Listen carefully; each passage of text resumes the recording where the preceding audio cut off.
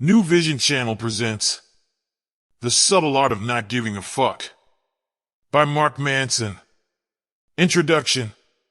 The Subtle Art of Not Giving a Fuck by Mark Manson is a thought-provoking book that challenges the conventional wisdom of self-help. Manson argues that the pursuit of happiness can be counterproductive and instead emphasizes the importance of embracing adversity, uncertainty, and pain in life. He encourages readers to identify their core values and focus their time and energy on what truly matters. Manson combines personal anecdotes, research, and philosophical insights to provide a refreshing perspective on navigating modern life. By accepting that life is inherently difficult and choosing our struggles wisely, Manson believes true happiness and fulfillment can be achieved. This book encourages readers to reevaluate their priorities, question societal norms, and take personal responsibility for their own happiness. Before we begin, if you're new here, please take a moment to subscribe to our channel and activate the notification bell. By doing this, you'll be the first to watch our latest videos. Also, don't forget to like, share, and leave a comment if you enjoy our content. Now, let's delve into the book we have for you today. Chapter 1. Don't Try. In this chapter, the author tells us about the life of Charles Bukowski, a renowned writer known for his turbulent lifestyle. Bukowski led a troubled life, characterized by his struggle with alcoholism, womanizing, and chronic gambling. He faced constant rejection in his pursuit of becoming a writer, which ultimately led him into a deep depression fueled by his excessive alcohol consumption. Despite his challenging circumstances, Bukowski's luck took a turn when an editor from a small publishing house decided to take a chance on him. Recognizing his status as what some might call a loser, Bukowski accepted the opportunity and set out to write his first novel, titled Post Office. To the surprise of many, Bukowski's work gained recognition and popularity, leading him to publish 6 novels and numerous poems, ultimately selling millions of copies. However, Bukowski's success was not rooted in his ability to overcome insurmountable odds or his ascent to becoming a literary virtuoso. Rather, it stemmed from his raw honesty and his acceptance of his own failures and flaws. Bukowski wasn't driven by a desire for success or the need to become a better person. Even after attaining fame and recognition, he remained true to his imperfect self, often stirring up trouble at readings and indulging in hedonistic pursuits.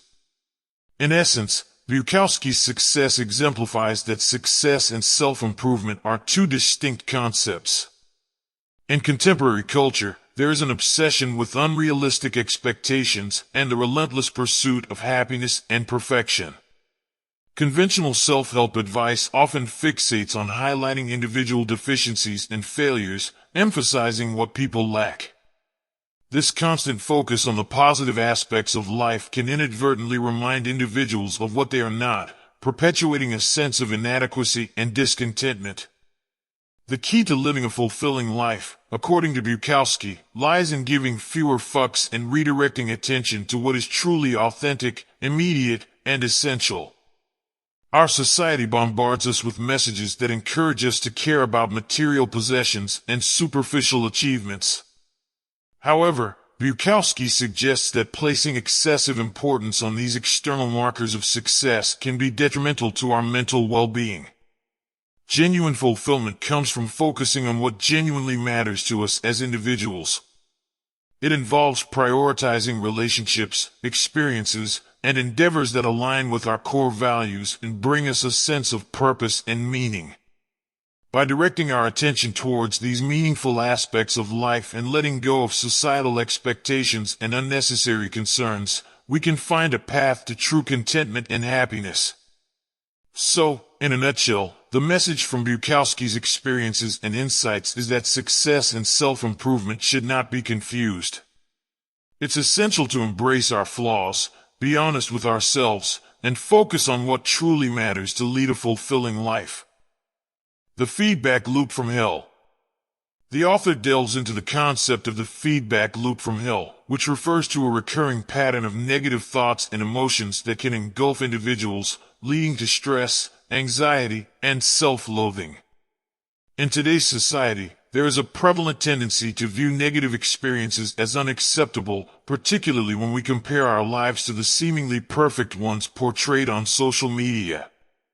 This creates a sense of inadequacy and fuels an incessant pursuit of positivity and happiness. The author argues that not giving a fuck, or not placing excessive importance on negative experiences, is vital for personal well-being. The key lies in accepting negative emotions and experiences without judgment or self-criticism. By doing so, individuals can break free from the destructive feedback loop from hell. It's important to note that this mindset doesn't advocate for apathy or indifference. Instead, it encourages a conscious choice to focus on what truly matters in life. The author delves further into the notion that relentlessly pursuing positivity can paradoxically lead to dissatisfaction. In contrast, accepting negativity can actually be a source of personal growth and fulfillment. It challenges societal norms and expectations by suggesting that embracing pain and struggles is necessary for personal development and eventual success. The author presents examples of individuals who achieved remarkable feats by not giving a fuck about societal judgments or limitations. Ultimately, the author encourages readers to prioritize their thoughts and values, consciously selecting what truly matters to them, and letting go of unnecessary concerns. It sheds light on the inevitability of death and the limited time we all have to allocate our attention and energy. The subtle art of not giving a fuck is presented as a lifelong practice that requires discipline and conscious decision-making. By veering away from the pursuit of constant comfort and entitlement, individuals can break free from their own self-destructive loops and live more fulfilling lives. In summary, the feedback loop from hell refers to the negative cycle of thoughts and emotions that can plague individuals in today's society. Not giving a fuck and accepting negativity without judgment is crucial for personal well-being. By embracing pain, struggles, and personal growth, individuals can find fulfillment and success. Prioritizing our thoughts and values while letting go of unnecessary concerns allows us to escape self-destructive loops and live a more meaningful life. The subtle art of not giving a fuck. This book delves into the concept of not caring excessively about trivial matters and instead directing our attention to what truly matters in life. Contrary to popular belief, the book emphasizes that not giving a fuck doesn't mean being indifferent. Rather, it means being comfortable with being different and not being driven by external validation. A central criticism in the book is targeted at those who try to appear indifferent because they actually care too much about what others think of them. It argues that genuine indifference doesn't seek attention or validation. It arises when we genuinely prioritize our own values and live in alignment with them. The author highlights that everyone inherently cares about something because it's part of human nature. The key lies in determining what truly matters and recognizing what is insignificant in the grand scheme of things. To illustrate this, the book shares a personal anecdote about the author's mother being cheated out of money. In this situation, the author cared deeply about his mother's well-being and took action accordingly. The subtle art of not giving a fuck celebrates those who are willing to be different and challenge societal norms in order to pursue their values and goals. These individuals embrace failure and adversity as opportunities for growth, prioritizing what truly matters in life, such as relationships, purpose, and personal beliefs. By conserving their energy and attention for what truly deserves it, they earn the respect and admiration of others. The book also emphasizes the importance of having something meaningful to focus on in life. Those who give too many fucks about trivial matters often lack a sense of purpose or fulfillment. Discovering something significant and purposeful to dedicate one's time and energy to is crucial in avoiding the wastage of fucks on frivolous causes. Furthermore, the book highlights that individuals always have a choice in what they give a fuck about. While children may give a fuck about everything, as we grow older and gain experience, we become more discerning in our concerns. We come to realize that many things we once deemed important have little lasting impact. This sense of maturity allows us to focus our energy on what truly matters. As people enter middle age, they further prioritize and simplify their lives. They come to accept themselves and their imperfections, reserving their remaining energy for the most important aspects of life. This shift leads to a sense of liberation and consistent happiness. Overall, the subtle art of not giving a fuck encourages readers to be selective in their concerns, prioritize what truly matters, and find fulfillment by focusing on what is genuinely worthy of our fucks in life. It challenges the notion of constantly seeking approval and validation, urging individuals to define their own values and live in alignment with them. By doing so, we can cultivate a sense of purpose and meaning that transcends trivial matters and leads to a more fulfilling existence. What the fuck is the point of this book anyway? The subtle art of not giving a fuck has a clear purpose: to encourage readers to reevaluate their priorities and focus on what truly matters in life. The book addresses a prevalent psychological epidemic where people struggle to accept that life is not always smooth sailing. It highlights the consequences of denying the inevitability of suffering, which leads individuals to blame themselves for their perceived shortcomings and engage in destructive behaviors. The core concept of the book is centered around not giving a fuck, which offers a practical framework for reassessing expectations and cultivating a genuine sense of importance. The author introduces the idea of practical enlightenment, which is not about achieving a state of perpetual bliss, but rather embracing the understanding that suffering is an intrinsic part of the human experience. By becoming comfortable with life's challenges and setbacks, individuals develop a resilience that can be seen as a form of spiritual invincibility. They learn to embrace pain as a catalyst for personal growth. It's important to note that the book doesn't claim to solve or eradicate problems from our lives. Instead, it guides readers on how to navigate these challenges with greater wisdom and resilience. It challenges the cultural notion of constantly striving for greatness, asserting that this pursuit can trap individuals in an endless cycle of discontent. Instead, the book encourages readers to adopt a different perspective, transforming pain into empowerment, trauma into strength, and problems into opportunities for personal growth. Rather than providing a step-by-step guide to achieving success, the subtle art of not giving a fuck encourages readers to embrace the art of losing and letting go. It urges them to assess their lives, letting go of superficial concerns and gaining clarity on what truly matters at their core. The book emphasizes the importance of trust and surrender, finding a sense of peace even in the face of uncertainty. By embracing a mindset of giving fewer fucks, readers can learn to approach life with greater ease and find laughter amidst tears. Ultimately, the subtle art of not giving a fuck challenges conventional self-help and personal development narratives. It encourages readers to embrace the inherent struggles of life and find meaning and fulfillment in accepting and effectively navigating them. Rather than solely focusing on external achievements, the book underscores the value of personal growth, resilience, and gaining a genuine understanding of one's own priorities. In a world that often emphasizes constant striving and external validation, the subtle art of not giving a fuck offers readers a different perspective.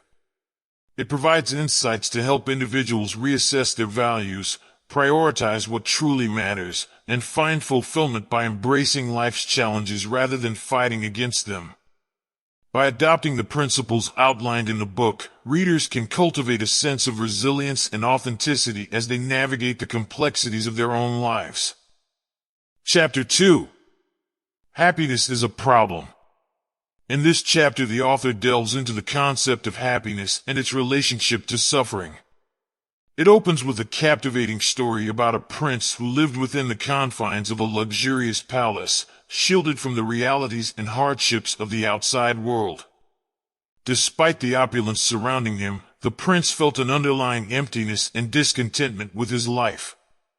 One fateful night, he stepped beyond the palace walls and encountered human suffering for the first time, which shattered his illusion of happiness. In response to this encounter, the prince blamed his father for his unhappiness and chose to run away, leaving behind his royal status, possessions, and even his family. He sought to find meaning and profound insights through extreme suffering and chose to live as a beggar on the streets. However, as time went on, he realized that his self-imposed suffering did not bring the clarity or fulfillment he had anticipated. He came to the realization that suffering without purpose is ultimately pointless and decided to reevaluate his approach. The prince cleaned himself up and settled beneath a tree, committing himself to introspection and contemplation. After an extended period of 49 days, he had an epiphany. Suffering is an intrinsic part of the human experience. It is an inevitable aspect of life, regardless of one's wealth, social status, familial ties, or pursuit of pleasure. This prince, who later became known as the Buddha, built his philosophy around this profound insight and emphasized the acceptance of pain and loss as inherent aspects of existence. In this chapter, the author challenges the prevailing belief that happiness can be achieved by following a prescribed formula or through external accomplishments alone. It questions the notion that lasting happiness can be attained by solving a set equation. Instead, it suggests that dissatisfaction and discomfort are natural and necessary components of the human condition. The author argues that rather than seeking to eradicate suffering, true and lasting happiness can be cultivated by understanding and embracing the complexities of life. It involves acknowledging that ups and downs, both in our internal experiences and external circumstances, are unavoidable. By confronting and accepting the challenges that come our way, we can develop a more genuine and sustainable form of happiness.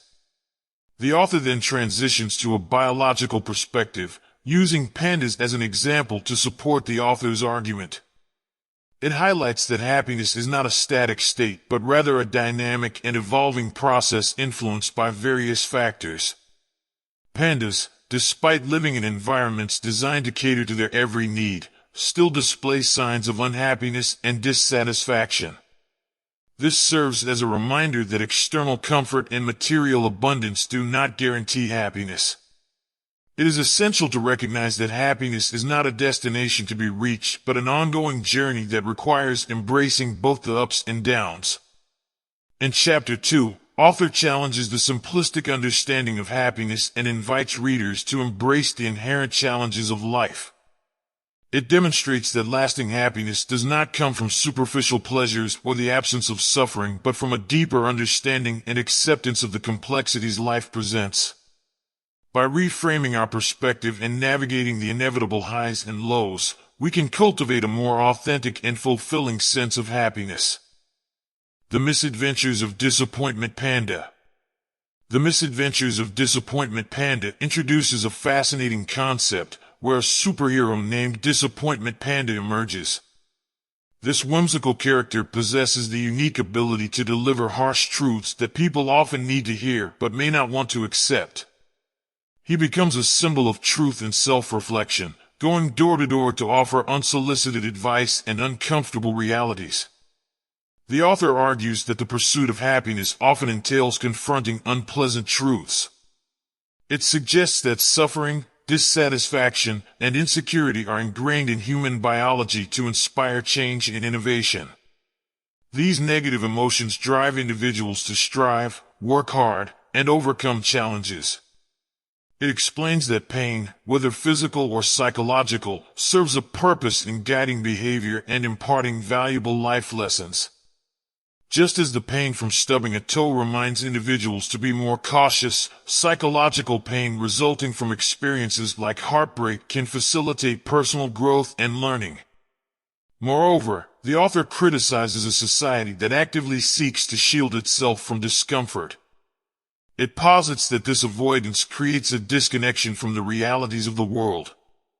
Instead of yearning for a life devoid of problems or discomfort, it suggests that individuals should aspire to have good problems, challenges that offer opportunities for growth and progress. The author encourages readers to embrace the concept of discomfort and recognize the value of facing challenging truths in their pursuit of a fulfilling life.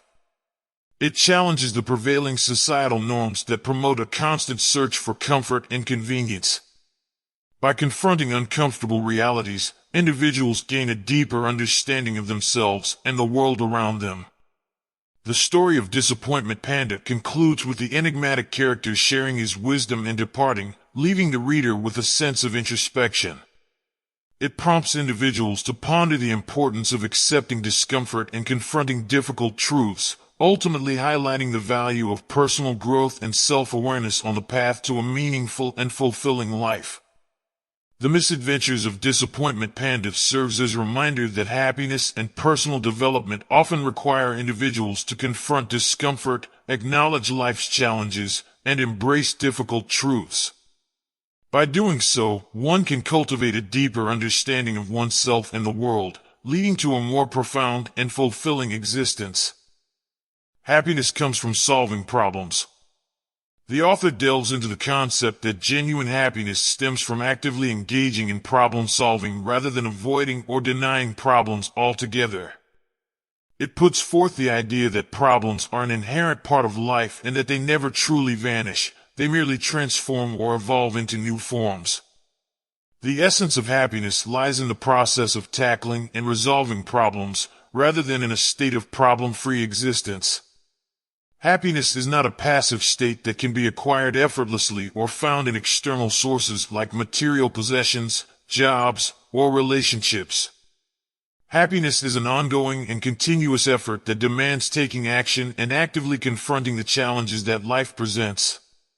True happiness is attained by discovering the types of problems one enjoys solving and deriving fulfillment from the process itself.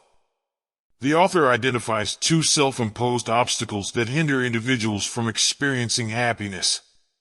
The first is denial, wherein people refuse to acknowledge the existence of their problems and instead distract or deceive themselves. This ultimately leads to a life characterized by insecurity and emotional repression. The second hindrance is adopting a victim mentality, where individuals believe they are powerless to solve their problems, often resorting to blaming others or external circumstances. This mindset results in feelings of anger, helplessness, and despair.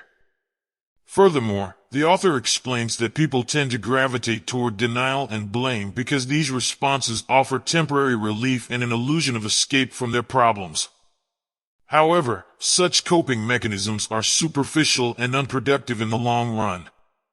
The passage suggests that many self-help approaches capitalize on providing temporary highs rather than addressing the root causes of problems. In addition, the author highlights the dangers associated with relying on temporary highs and exposes the risk of addiction that accompanies these coping mechanisms. It asserts that avoiding and numbing problems only prolongs the pain and intensifies it when the problems are eventually confronted. Overall, the author advocates for embracing problem-solving as a fundamental aspect of happiness. It discourages denial and victimhood, emphasizing the significance of actively facing and resolving one's challenges to achieve long-term contentment and personal growth. By recognizing problems as opportunities for growth and actively working towards their resolution, individuals can cultivate a sense of purpose, fulfillment, and genuine happiness in their lives. Emotions are overrated. The author presents a thought-provoking perspective that challenges the commonly held belief that emotions play a central role in our lives. It argues that emotions are simply tools, designed to provide feedback and guide us towards beneficial change. Whether positive or negative, emotions serve as signals that indicate the presence of problems that need our attention and resolution. Negative emotions prompt us to take action, while positive emotions act as rewards for making favorable choices.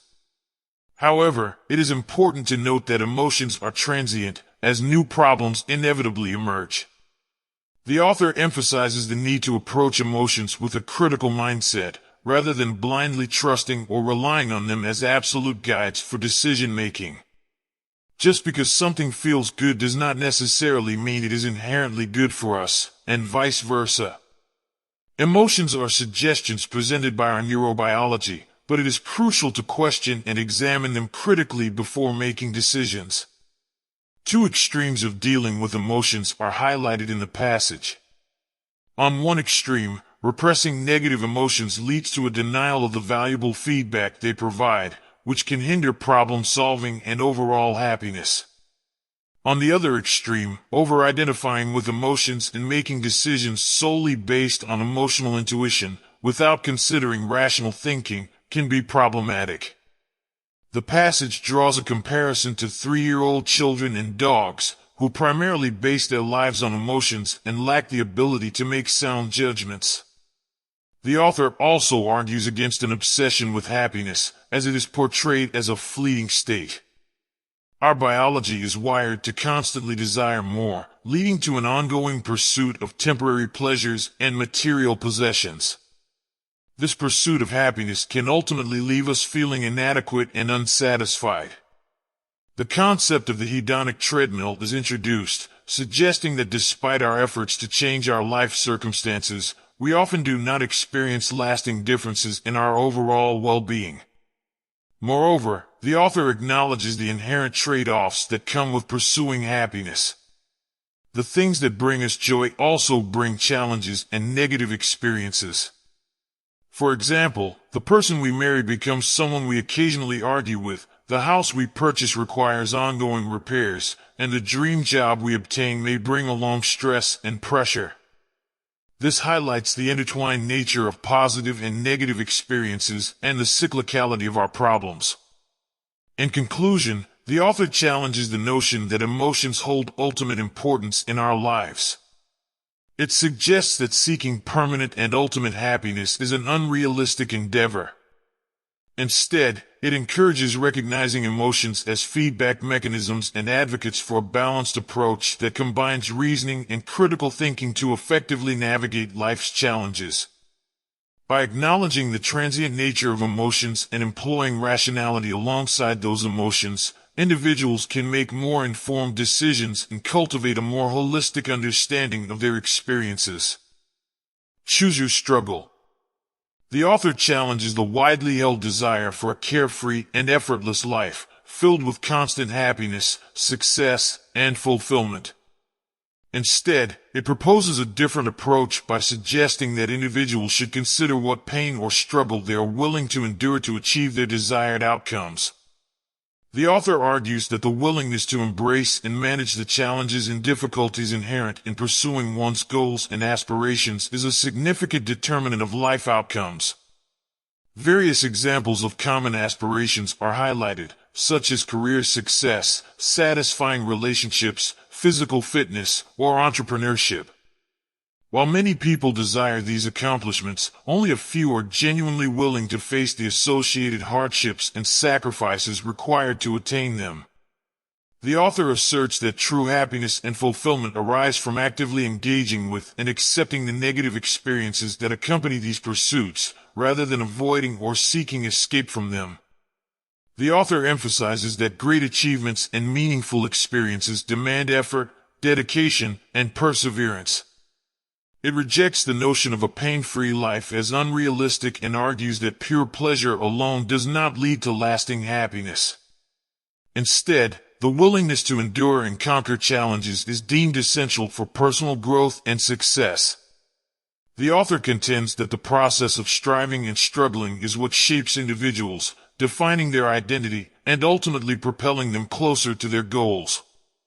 To illustrate the point, the author shares a personal anecdote about a childhood fantasy of becoming a musician that ultimately went unfulfilled.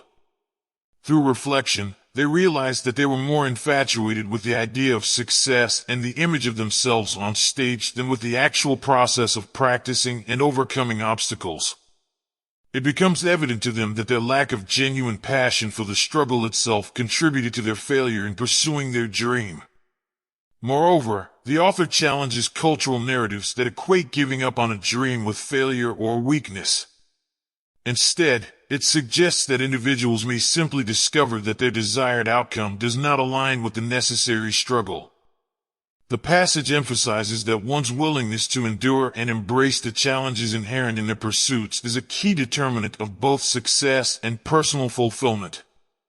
In conclusion, The author states that the essence of life can be found in the constant climb, the ongoing struggle towards growth and self-improvement. It suggests that finding joy and fulfillment in the journey itself, rather than solely fixating on the end result, is crucial for a truly meaningful and rewarding life. By recognizing and choosing the struggles that align with their aspirations, individuals can navigate the challenges that come their way and find deep satisfaction and purpose along the path they have chosen. Chapter 3: You Are Not Special. In this chapter, the author aims to illustrate the dangers associated with the self-esteem movement and entitlement, using the story of a character named Jimmy. Jimmy is portrayed as an individual who exudes charm and charisma, always boasting about his numerous business ventures, including consulting gigs, medical app ideas, charity events, and revolutionary inventions. However, it soon becomes apparent that Jimmy is more talk than action, as none of his ideas ever materialize, and he relies solely on his family's wealth to sustain his lavish lifestyle. Despite his lack of tangible accomplishments, Jimmy possesses an unwavering belief in his own abilities. He dismisses any form of criticism directed towards him as mere jealousy and considers himself exceptional. Remarkably, Jimmy even manages to convince people to pay him for public speaking engagements, despite lacking genuine expertise in any subject matter. Jimmy resides in a delusional bubble fueled by an undeserved sense of entitlement and self-confidence. The author then delves into the history of the self-esteem movement, which gained popularity in the 1960s. During this time, it became widely believed that boosting self-esteem would lead to several social benefits, including reduced crime rates, improved academic performance, and enhanced employment opportunities. Consequently, parents, therapists, politicians, and educators began promoting practices aimed at inflating self-esteem, such as grade inflation and participation awards. However, as time progressed, it became evident that merely feeling good about oneself without valid reasons did not necessarily lead to success or genuine happiness. The author argues that adversity and failure are necessary elements for personal growth and the development of resilience. He asserts that self-worth should not be solely based on positive self-perception. Individuals should also reflect on how they view their negative traits and experiences. The author sheds light on the negative consequences of entitlement, utilizing Jimmy as a prime example. Entitled individuals, like Jimmy, possess a sense of entitlement that makes them feel deserving of success, admiration, and a luxurious lifestyle without exerting the necessary effort.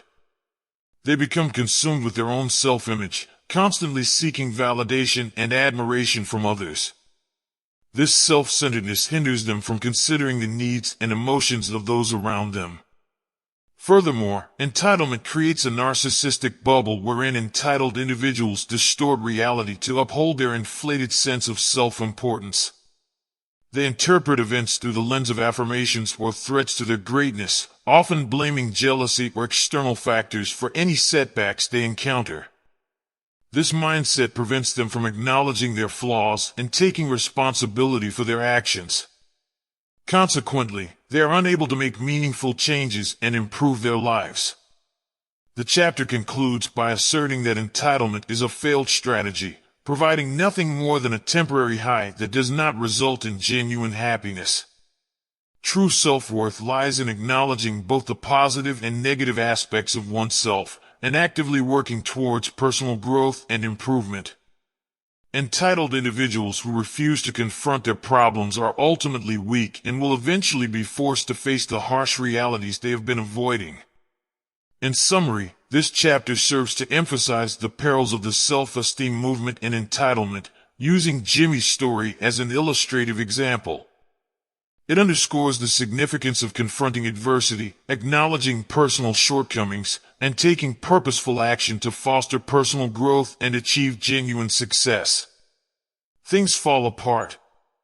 The author tells us about his personal experience, who was unexpectedly pulled out of his biology class by the school's assistant principal, Mr. Price. Confused and unsure of what's happening, Mark follows Mr. Price to his office, where an unsettling turn of events awaits him. Suspecting Mark of carrying drugs, Mr. Price proceeds to search through Mark's belongings.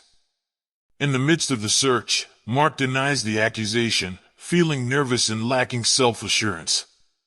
Eventually, to Mark's dismay, Mr. Price discovers a hidden compartment in his backpack containing marijuana. Following this discovery, Mark's life takes a downward spiral as he faces the consequences of his actions. He is expelled from school, confined to the isolation of his home, and witnesses his parents' marriage deteriorate into divorce. As Mark reflects upon his troubled adolescence, several important themes emerge, including entitlement and self-destructive behavior. Mark comes to realize that his sense of entitlement stemmed from a belief that he was unable to solve his problems and that he was fundamentally different from others. In recognizing the importance of confronting problems head-on, Mark acknowledges that his personal struggles are not unique or insurmountable. He learns that the path to growth and personal development lies in taking responsibility for his actions and making genuine efforts to address his challenges. He begins to understand that entitlement can prevent one from effectively dealing with life's difficulties, as it often leads to a sense of victimhood and an expectation that solutions should be handed to them without effort. The narrative also touches upon broader societal issues, particularly the prevalence of entitlement, lack of emotional resilience, and intolerance for opposing viewpoints, particularly among young people in the digital age of technology and social media. While the digital age has brought numerous advantages in connectivity, it has also facilitated the amplification of insecurities and entitlement in society. Online platforms, where individuals can curate their lives and seek validation from others, can exacerbate feelings of entitlement and create an environment that discourages open-mindedness and empathy. Things Fall Apart explores the consequences of entitlement and self-destructive behavior through the character of Mark. It emphasizes the importance of facing personal problems directly, understanding that everyone faces challenges, and recognizing that entitlement hinders personal growth. The narrative also reflects on the impact of the digital age on society, highlighting the need for emotional resilience and a willingness to engage with diverse perspectives in the face of increasing entitlement and intolerance. The tyranny of exceptionalism. The tyranny of exceptionalism delves into the concept that while individuals may excel in one specific area, most people are average or below average in their pursuits overall. The book brings attention to the fact that true excellence requires significant time and energy investment, making it statistically improbable for any person to be extraordinary in all aspects of life. The author argues that society tends to glamorize and idolize exceptional individuals, such as successful businesspeople, exceptional athletes, or celebrities. However, behind their success, they too may face personal issues, lack depth in other areas of life, or struggle with the same challenges as everyone else. This discrepancy between public perception and reality is rarely discussed or acknowledged as a common phenomenon. The rise of the Internet, along with platforms like Google, Facebook, YouTube, and countless television channels, has granted us unprecedented access to information. While this is undoubtedly beneficial, our attention is limited, and we are unable to absorb the vast amount of information constantly presented to us. As a result, only the most exceptional and attention-grabbing pieces of information, those in the 99.999th percentile, manage to capture our focus. Every day, we are bombarded with extraordinary content, ranging from the best physical feats to the most shocking news stories. This flood of extreme information mainly stems from the media's focus on what attracts attention and generates revenue. However, the reality is that the majority of life lies in the unextraordinary, average middle. Constant exposure to extreme information conditions our perception and leads us to believe that exceptionalism is the norm. As most of us are average most of the time, this influx of exceptional information fosters feelings of insecurity and inadequacy. Many individuals resort to self-aggrandizement or seek validation from others through entitlement and addiction as a way to compensate for these feelings. Different people cope with these insecurities in various ways.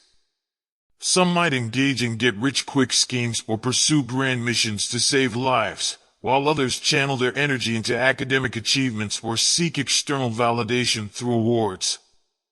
Unfortunately, some individuals resort to extreme actions, such as violence or promiscuity, in an attempt to gain attention or prove their significance. It's important to note that this culture of entitlement driven by exceptionalism is not exclusive to millennials. While millennials often face blame due to their highly visible presence in the plugged-in generation, entitlement exists across all segments of society. The culture of entitlement is deeply intertwined with the mass media-driven exceptionalism, which perpetuates unrealistic expectations and contributes to feelings of inadequacy. The ubiquity of technology and mass marketing has further distorted people's expectations for themselves. The continuous exposure to exceptional information creates a constant reminder of the standards people fail to meet, reinforcing feelings of insecurity. Individuals compare themselves to others, and when a simple internet search reveals thousands of seemingly flawless individuals, they may feel like losers or inadequate. While technology has undoubtedly solved old economic problems and made information accessible to all, it has also introduced new psychological challenges. The internet and mass media, on one hand, provide us with access to knowledge and connection, but on the other hand, contribute to a culture of insecurity, self-doubt, and shame. In summary, the tyranny of exceptionalism sheds light on the reality that most individuals are average in various aspects of life. The media's obsession with extreme information perpetuates unrealistic expectations, leading people to feel inadequate and prompting them to resort to various coping mechanisms.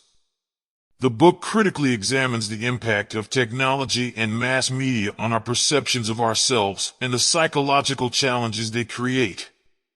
But if I'm not going to be special or extraordinary, what's the point? In today's culture, there is a prevailing belief that everyone has the potential for greatness and extraordinary achievements. This belief is constantly reinforced by societal figures like celebrities, business tycoons, politicians, and influential figures such as Oprah. It has become widely accepted that each individual can and should strive for exceptionalism. However, this belief overlooks a fundamental contradiction. If everyone is extraordinary, then no one is truly extraordinary. Despite the inherent contradiction, people readily embrace this belief and yearn for more. Being average or in the middle of the pack is now equated with failure and seen as undesirable. Success has been narrowly defined as being extraordinary, and as a result, some individuals would rather be at the extreme low end of the spectrum than be considered average. This way, they can still feel special and deserving of attention. Many individuals adopt a strategy of showcasing their misery, oppression, or victimization as a means to assert their uniqueness. The fear of accepting mediocrity stems from the belief that doing so will hinder personal growth and render one's life meaningless. This mindset is perilous as it implies that a vast majority of the human population, including oneself, is inherently worthless. Such thinking can have detrimental consequences for both individuals and society as a whole. Contrary to popular belief, those who truly excel at something do not start out considering themselves exceptional. They become exceptional because they are driven by an unwavering desire to improve. They acknowledge their own mediocrity and averageness, and it is this awareness that fuels their pursuit of greatness. The notion that every person is capable of achieving greatness and being extraordinary is nothing more than ego-stroking. While it may feel good to hear, it ultimately lacks substance and does not contribute to personal growth. It's akin to consuming empty calories that make you emotionally overweight. The key to emotional well-being, much like physical health, lies in embracing the unremarkable and ordinary truths of life. These truths include the realization that our actions may not have a profound impact in the grand scheme of things, and that the majority of our lives will consist of mundane and unremarkable moments, and that's perfectly okay. Embracing these ordinary truths may initially taste bitter and unappealing. It's natural to resist accepting them because the culture around us emphasizes the pursuit of exceptionalism. However, once you internalize these truths, you will find yourself feeling more empowered and alive. The constant pressure to be exceptional and the anxiety that comes with constantly feeling inadequate will lift from your shoulders. By acknowledging and accepting your own ordinary existence, you will be liberated to pursue your true aspirations without judgment or unrealistic expectations. You will develop a newfound appreciation for life's simple pleasures, such as genuine friendships, creating something meaningful, helping others, immersing yourself in a good book, or sharing laughter with loved ones. These experiences may seem mundane and ordinary on the surface, but perhaps there is a reason for their ordinariness. They are the things that truly matter in life and bring true fulfillment and happiness. So, the point is not to chase an elusive notion of exceptionalism, but rather to embrace and appreciate the ordinary aspects of life. In doing so, you can find meaning, contentment, and genuine joy in the simplest of moments. Chapter 4. The Value of Suffering. The author presents the remarkable story of Hiro Onoda, a Japanese soldier who remained hidden in the Philippine jungle for almost 30 years after the conclusion of World War II. Onoda had been given strict orders never to surrender, and he dutifully carried out guerrilla warfare against both the U.S. forces and the local population, firmly believing that the war was still ongoing. Despite numerous efforts by the Japanese, Philippine, and American governments to locate and convince Onoda to surrender, he stubbornly clung to the belief that the leaflets and messages he encountered were part of an elaborate deception. It was only in 1974 that he was finally persuaded to emerge from his hiding place by a young adventurer named Norio Suzuki, who stumbled upon him while on his own adventure quest. During their time together, Suzuki questioned Onoda about his decision to remain in the jungle and continue fighting for so long. Onoda explained that he was simply following his orders to never surrender, dedicating his entire life to a cause he genuinely believed in. Suzuki, on the other hand, had embarked on his own quest for adventure, pursuing the mythical Lieutenant Onoda, a panda bear, and the abominable snowman. The author reflects on the choices made by these men to dedicate their lives to what appeared to be futile or destructive causes. Despite the immense hardships and sufferings they experienced, neither Onoda nor Suzuki expressed any regrets. They found meaning in their actions and believed that they were serving a higher purpose. When Hiro Onoda finally returned to Japan, he was celebrated as a national hero. However, he was disheartened by the shallow and materialistic society he encountered. He struggled to reconcile the values that he had fought for with the modern culture surrounding him. Realizing that his sacrifices had ultimately amounted to nothing in the changing world, he felt an overwhelming sadness and chose to settle in Brazil, where he lived until his death in 2014. The story of Hiro Onoda and Norio Suzuki raises thought-provoking questions about the nature of suffering and the search for purpose. It suggests that enduring hardships and suffering can acquire greater meaning when connected to a larger cause or purpose, even if that cause is later proven to be misguided or rendered obsolete. This perspective highlights the human capacity to find significance and motivation in the face of challenging circumstances, and it reminds us of the complexities of personal conviction and the pursuit of a meaningful life. In summary, the story of Hiro Onoda teaches us that even though suffering may seem futile or fruitless in hindsight, it can still hold its own unique value when intertwined with a sense of purpose or mission. It prompts us to reflect on our own lives and consider the importance of finding meaning in our actions, regardless of how they may be perceived by others or stand against the shifting tides of time. The Self-Awareness Onion, peeling back the layers of understanding. Self-awareness, likened to the layers of an onion, is a multifaceted process that involves delving into our emotions, uncovering insights, and examining our values. As we peel back each layer, we gain a deeper understanding of ourselves and the factors that shape our thoughts, behaviors, and experiences. The first layer of self-awareness involves recognizing our basic emotions, such as happiness, sadness, and hope.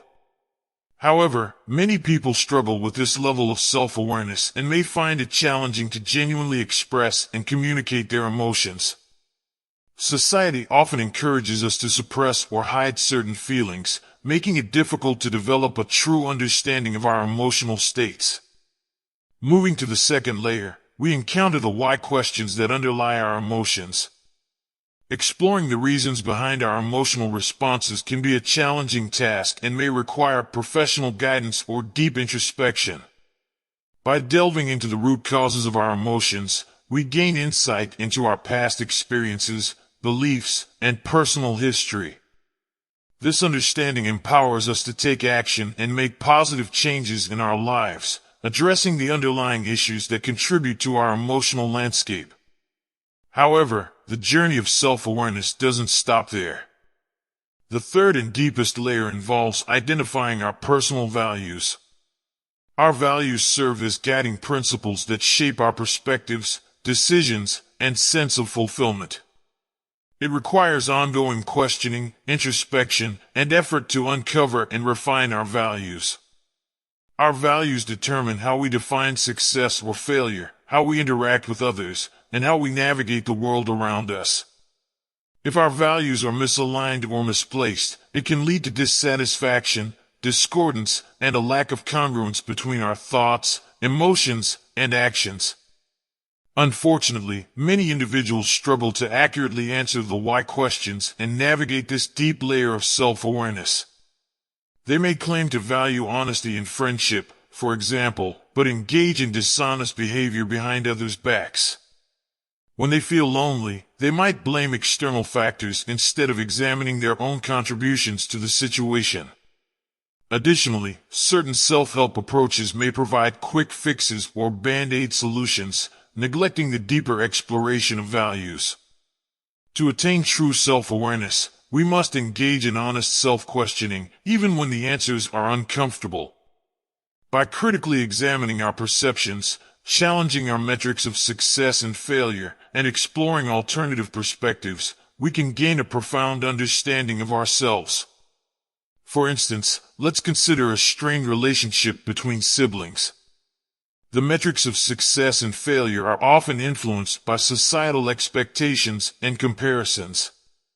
However, by reevaluating these metrics and embracing alternative perspectives, we can redefine and reshape our perception of the situation. Ultimately, we possess the power to choose the meaning and significance of our problems based on our thoughts, perspectives, and chosen standards of measurement. In summary, self-awareness is like peeling back the layers of an onion.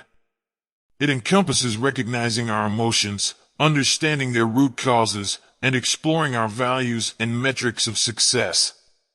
By delving deeper into our self-awareness, we can make profound changes in our lives, foster greater fulfillment, and align our thoughts, emotions, and actions with our authentic selves. Rockstar Problems: Reevaluating Success and Happiness. The stories of Dave Mustaine and Pete Best, two musicians who were kicked out of famous bands, offer valuable insights into the challenges of measuring success and finding happiness outside of their former groups. Dave Mustaine's journey began when he was ousted from Metallica, a band he co-founded. Undeterred, he went on to form Megadeth, a highly successful and influential heavy metal band. Despite achieving tremendous success with Megadeth, Mustaine found himself plagued by feelings of failure. His metric for success became synonymous with surpassing Metallica's fame and popularity, an elusive goal that haunted him and overshadowed his achievements. In this way, he experienced the burden of comparing himself to the legacy of his former band. In contrast, Pete Best, who was famously dismissed from the Beatles just before they achieved global fame, took a different path. Initially facing a period of depression and setbacks, Best eventually found solace and happiness in his personal life. He formed meaningful connections, met his wife, and started a family. Through this journey, Best realized that his values had shifted. He no longer measured success solely by fame and glory, but instead prioritized his relationships and a stable marriage as important sources of fulfillment. These contrasting experiences highlight the significant role that values and metrics play in measuring success and happiness. Each individual's values shape their perception of problems and define what they deem essential in life. It is crucial to recognize that certain values and metrics can lead to positive outcomes and a sense of fulfillment, while others may result in negative feelings and dissatisfaction. In Mustin's case, his metric of success tied closely to outshining his former bandmates, restricting his ability to appreciate his own accomplishments and find contentment in them. The narratives of Mustin and Best strongly underscore the necessity of evaluating and redefining our metrics of success and happiness.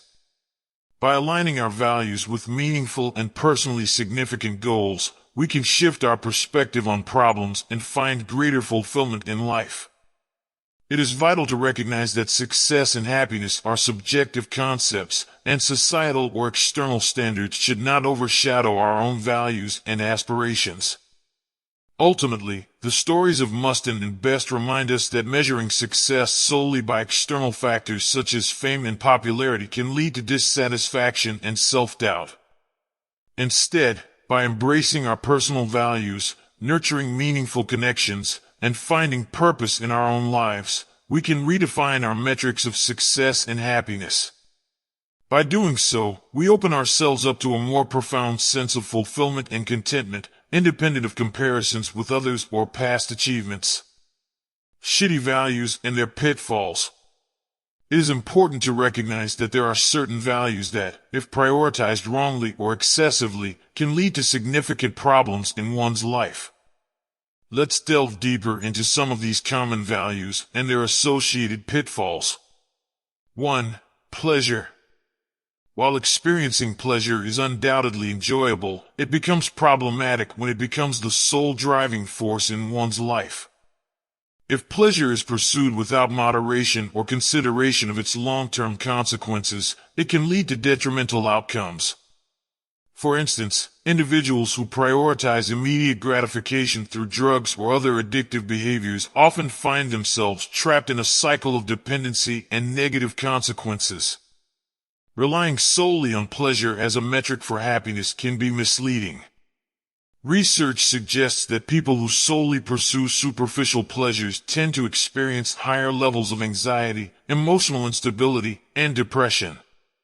True happiness requires a more comprehensive approach, focusing on long-term fulfillment and well-being rather than fleeting moments of pleasure. 2. Material success. Society often emphasizes material success as a measure of personal worth and achievement. However, valuing material possessions, income, and social status above all else can have negative implications. Once basic needs are met, research shows that the correlation between happiness and material wealth diminishes significantly. Moreover, overvaluing material success can lead to ethical and moral compromises. When success is predominantly defined by external markers such as wealth or status, individuals may prioritize attaining these markers over fundamental values like honesty, compassion, and kindness. This can result in a shallow sense of self and strained relationships with others. 3. Always being right. The desire to always be right can hinder personal growth and relationships. Human beings are fallible and prone to errors. Embracing the fact that we don't always have the correct answers is essential for learning, intellectual development, and healthy interactions with others. Focusing excessively on being right perpetuates a closed mindset and hampers the ability to learn from mistakes. It can also lead to a lack of empathy and understanding for different perspectives. Recognizing our fallibility and remaining open to learning and personal growth allows for more enriching experiences and deeper connections with others. 4. Staying positive. While maintaining a positive outlook is beneficial in many situations, it is crucial to acknowledge and process negative emotions when they arise. Constantly striving to stay positive can create an unrealistic expectation that life should always be pleasant and free from difficulties. Denying or suppressing negative emotions can have adverse effects on mental and emotional well-being. It is essential to recognize that experiencing and expressing negative emotions is a normal part of the human experience. By addressing and coping with negative emotions in healthy and constructive ways, individuals can cultivate resilience and develop effective problem-solving strategies. Furthermore, embracing challenges and acknowledging the existence of problems allows for personal growth and a deeper appreciation for the meaningful moments life offers. Overcoming difficulties can lead to a sense of accomplishment and contribute to a more fulfilling life journey. In conclusion, it is vital to reflect upon and reevaluate the values we prioritize in our lives. While pleasure, material success, always being right, and staying positive may hold some value, relying solely on these metrics can lead to dissatisfaction and problems in the long run. By cultivating values that promote personal growth, well-being, empathy, and meaningful connections with others, we can pave the way for a more fulfilling and balanced life. Defining good and bad values. Defining good and bad values is essential in determining our priorities and the principles that guide our decision-making. Let's take a closer look at the characteristics of good and bad values. Good values possess the following qualities. 1. Reality-based. Good values are grounded in objective reality and align with the truth. They reflect an accurate understanding of the world and ourselves rather than relying on illusions or wishful thinking. 2. Socially constructive. Good values contribute positively to the well-being and harmony of society. They promote empathy, compassion, respect, and fairness, fostering meaningful relationships and a sense of community. 3. Immediate and controllable. Good values can be practiced in the present moment and are within our power to influence. They allow us to take responsibility for our actions and choices, offering a sense of empowerment and agency. On the other hand, bad values possess the following characteristics. 1. Superstitious. Bad values are based on superstitions or irrational beliefs. They rely on unfounded notions, pseudoscience, or magical thinking, leading to misguided actions and distorted perceptions of reality. 2. Socially destructive. Bad values harm others or society at large. They promote discrimination, violence, manipulation, and exploitation, disrupting social cohesion and contributing to suffering and injustice. 3. Not immediate or controllable. Bad values often depend on external factors or circumstances beyond our control. They may involve chasing elusive goals, relying on validation from others, or pursuing shallow and transient pleasures. Examples of good, healthy values include honesty, innovation, vulnerability, standing up for oneself and others, self-respect, curiosity, charity, humility, and creativity. These values are immediate, controllable, and contribute positively to personal growth and the betterment of society. Conversely, examples of bad, unhealthy values include seeking dominance through manipulation or violence, engaging in indiscriminate and irresponsible behavior, pursuing constant pleasure, craving constant attention, avoiding being alone, seeking universal approval, pursuing wealth solely for the sake of wealth, or engaging in harmful and unethical practices. Values are about prioritization. It's crucial to identify the values that are most important to us and align with our long-term well-being and fulfillment. Prioritizing good values guides our decision-making and helps us lead a more meaningful and satisfying life. Hiro Onoda's absolute loyalty and service to the Japanese Empire, while seemingly admirable from a certain perspective, resulted in negative consequences, including isolation, deprivation, and even harm to innocent civilians. This highlights the importance of critically examining and questioning the values we hold and considering their implications. Dave Mustan's pursuit of fame and arbitrary comparisons to others' success left him feeling unfulfilled despite achieving great fame. In contrast, Pete Best, after being kicked out of the Beatles, reprioritized his values and found happiness and contentment in a different path. When we hold poor values, we give importance to things that don't truly matter or even worsen our lives. Prioritizing better values allows us to direct our energy and focus towards things that truly enhance our well-being, happiness, and success. In essence, self-improvement involves consciously selecting and embracing better values that bring about positive change. It entails confronting internal challenges, embracing discomfort, and adopting counterintuitive values that lead to personal growth and a more fulfilling life. The upcoming chapters of this book explore 5 unconventional values that can be transformative. These values challenge conventional wisdom and require embracing discomfort, but they have the potential to bring about profound changes in our lives. These values include radical responsibility, uncertainty, failure, rejection, and contemplation of mortality.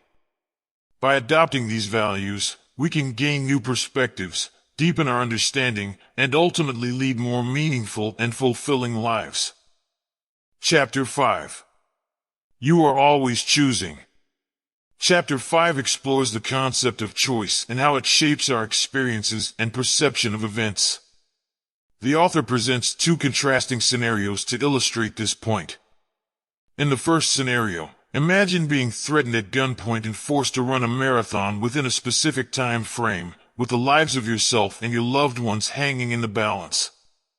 This is undeniably a distressing and terrifying situation to find yourself in.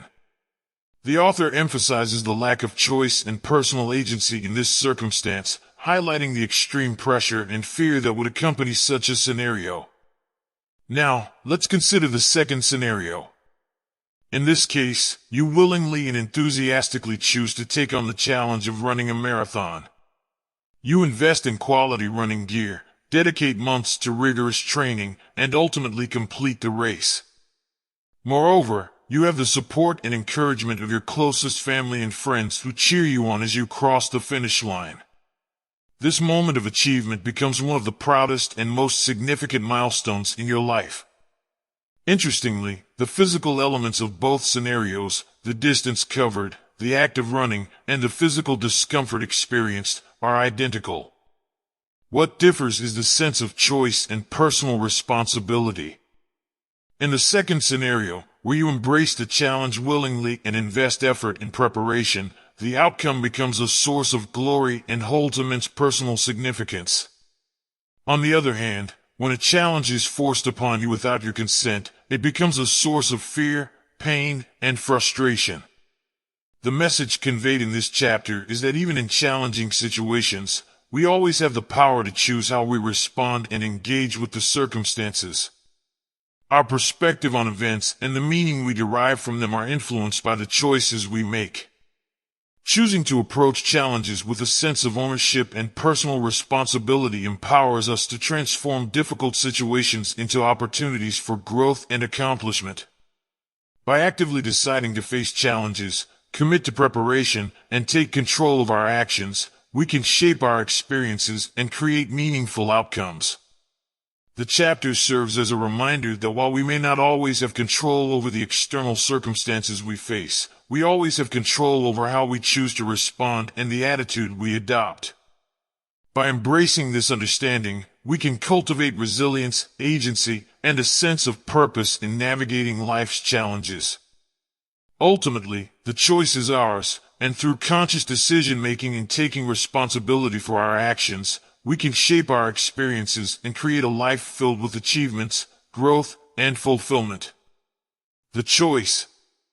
This author tells the remarkable story of William James, a man who faced numerous challenges throughout his life. It highlights the power of personal responsibility and the choices we make in shaping our experiences and outcomes. Despite being born into privilege, James encountered various health issues that greatly affected his well-being. He experienced temporary blindness, a severe stomach condition requiring a strict diet, hearing difficulties, and debilitating back spasms. These ailments isolated him from his peers and hindered his academic progress. Art became his solace, but his talents went unrecognized, leading to discouragement and ridicule from his father, a wealthy businessman. In an effort to secure his future, James's father arranged for him to attend Harvard Medical School. However, James felt like an imposter in the medical field, doubting his ability to help others when he couldn't overcome his own problems. A moment of clarity struck him during a visit to a psychiatric facility, where he felt a deeper connection with the patients rather than the doctors. Consequently, he made the difficult decision to drop out of medical school, disappointing his father. Seeking an escape from the repercussions, he embarked on a treacherous journey to the Amazon rainforest, reminiscent of the challenges in the computer game Oregon Trail. During his expedition, James contracted smallpox and suffered agonizing back spasms that left him unable to walk, emaciated and stranded in the South American wilderness. His chances of survival seemed slim. Miraculously, he managed to return to New England, only to be met by his disappointed father. Despite his advantages in life, James found himself unemployed, facing failure at every turn, and battling chronic physical ailments. Plunged into deep depression, he contemplated suicide as a final escape. But one fateful night, while reading the lectures of philosopher Charles Peirce, James had a transformative experience. He decided to conduct an experiment in personal agency, dedicating a year to believing that he held complete responsibility for every aspect of his life. He resolved to exert every effort to change his circumstances, regardless of the odds. If no improvement occurred within that year, he would conclude that he truly had no control over his circumstances and proceed with his plan of self-destruction. Amazingly, this experiment sparked a profound change in William James's life. He went on to become a pioneering figure in American psychology, gaining recognition as an eminent intellectual, philosopher, and psychologist of his generation. He taught at Harvard University, delivered lectures across the United States and Europe, got married, and had 5 children. One of his sons, Henry James, became a renowned biographer and Pulitzer Prize winner. James referred to this pivotal moment as his rebirth, as it played a crucial role in his subsequent achievements. The key lesson emerging from James's experience is that personal growth and improvement come from recognizing that we bear individual responsibility for everything in our lives, regardless of external circumstances.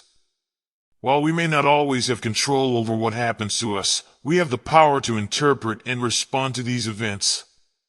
Even choosing not to consciously interpret or respond to life's occurrences is, in itself, an interpretation and response. Our experiences are shaped by the values we choose to adopt and the metrics we use to measure them.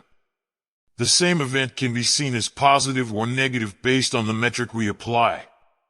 Ultimately, we are always making choices, even if we're not aware of them. There is no scenario in which we don't care about anything. We all have something we value. The crux lies in the conscious choices we make regarding what we care about, the values that guide our actions, and the metrics by which we assess our lives. It is crucial for us to evaluate whether these choices align with our well-being and lead us towards growth and fulfillment. The responsibility/fault fallacy. The author explores the concept of responsibility and its relationship with fault. Shares personal anecdotes and insights to emphasize the importance of taking responsibility for one's problems and the power it gives in improving one's life. The author begins with a reference to the quote, "With great power comes great responsibility," which is often associated with Spider-Man. The author admits to mistakenly attributing the quote to a great philosopher instead of Uncle Ben, a character from the Spider-Man movie. This anecdote sets the stage for the discussion on responsibility and fault. The author highlights that while the quote is commonly heard and sounds profound, there is a more powerful version. With great responsibility comes great power. This revised version suggests that by accepting responsibility for our problems, we gain power over our lives. Taking responsibility becomes the first step in finding solutions. To illustrate the importance of responsibility, the author shares a story about a man who believed his height was the reason women wouldn't date him. Despite being educated and attractive, he believed his height was the sole determining factor. This belief limited his actions and led to a poor dating life. The author explains that the man had chosen a disempowering value, and by not considering alternative values that focused on honesty and acceptance, he created his own problems. The author continues to discuss how people often hesitate to take responsibility for their problems because they confuse responsibility with fault. The author clarifies that while fault is related to choices made in the past, responsibility pertains to the choices being made in the present. The analogy of a car accident is used to explain that even if an accident is unintentional, the person responsible for causing it is still at fault. Similarly, there are situations where individuals are not at fault for certain problems but are still responsible for addressing them. Examples such as finding a baby on one's doorstep or a judge presiding over a case they didn't cause are given to illustrate the concept of being responsible for experiences that aren't one's fault. The text emphasizes that responsibility is an integral part of life. The distinction between blaming others for one's situation and personal responsibility is highlighted. The author asserts that while others may contribute to one's unhappiness, individuals are ultimately responsible for how they perceive and react to situations. Personal responsibility lies in choosing how to see things, how to react, and how to value experiences. The author shares a personal experience of being dumped by their first girlfriend and initially holding her responsible for their misery. However, they eventually realized that they couldn't control her actions or emotions. They took responsibility for their own happiness and made choices aimed at self-improvement, which led to a better emotional state. As time passed, the author reflected on the relationship and recognized their own mistakes and their role in enabling the unhealthy dynamics. This understanding motivated them to take responsibility for their actions and strive for better relationships in the future. The author acknowledges that while their ex's actions were inexcusable, they learned valuable lessons from the experience and underwent significant personal growth. The author concludes by emphasizing that taking responsibility for problems is crucial for learning and personal improvement. Rather than blaming others, it is important to embrace responsibility as it leads to real-life improvement. Overall, the author emphasizes the power of taking responsibility for one's problems and highlights that blaming others only hinders personal growth. It encourages individuals to be proactive, recognize their own role in situations, and make choices that lead to positive change. Responding to tragedy. Responding to tragic events can be challenging and emotionally overwhelming. It is understandable that some people find it difficult to take responsibility for such events because they feel the pain is too great to bear. However, it's important to remember that the intensity of an event doesn't change the underlying truth. When faced with a tragedy, even though you are not at fault for the event itself, you still have a responsibility to manage the aftermath and make choices on how to respond. For example, if you are a victim of robbery, you didn't choose to be robbed, but you are responsible for how you handle the situation. You could choose to fight back, panic, freeze up, report to the police, or try to forget and move on. These choices and reactions are your responsibility, despite being a victim of the crime. Let's take the inspiring example of Malala Yousafzai, the Pakistani girl who was shot by the Taliban for advocating girls' education. Malala had no control over the act of violence against her, but she made a courageous choice to stand up for her rights and continue speaking out against violence and oppression. She took responsibility for her own beliefs and actions, which led to her becoming a best-selling author and even receiving the Nobel Peace Prize. Tragedies can deeply affect us, and it's essential to acknowledge the pain and suffering they bring. In the story you shared about the man who lost his son in a car accident, he experienced a profound level of grief and pain. While he is not responsible for his son's death, he still has the responsibility of coping with the loss and deciding how to navigate his emotions, beliefs, and actions moving forward. It's worth noting that pain is an inevitable part of life for everyone, albeit to varying degrees. We have the power to choose how we interpret and respond to that pain. Even when feeling like we have no choice, that, ironically, is still a choice in itself. When the man criticized you for not understanding his pain and suggesting responsibility for his emotions, you had the opportunity to react in different ways. Instead of arguing and trying to outpain him, you made the choice to practice patience, understand your readers better, and keep his perspective in mind for future writings. Sometimes, there are no words that can fully express the depth of loss and grief someone is experiencing.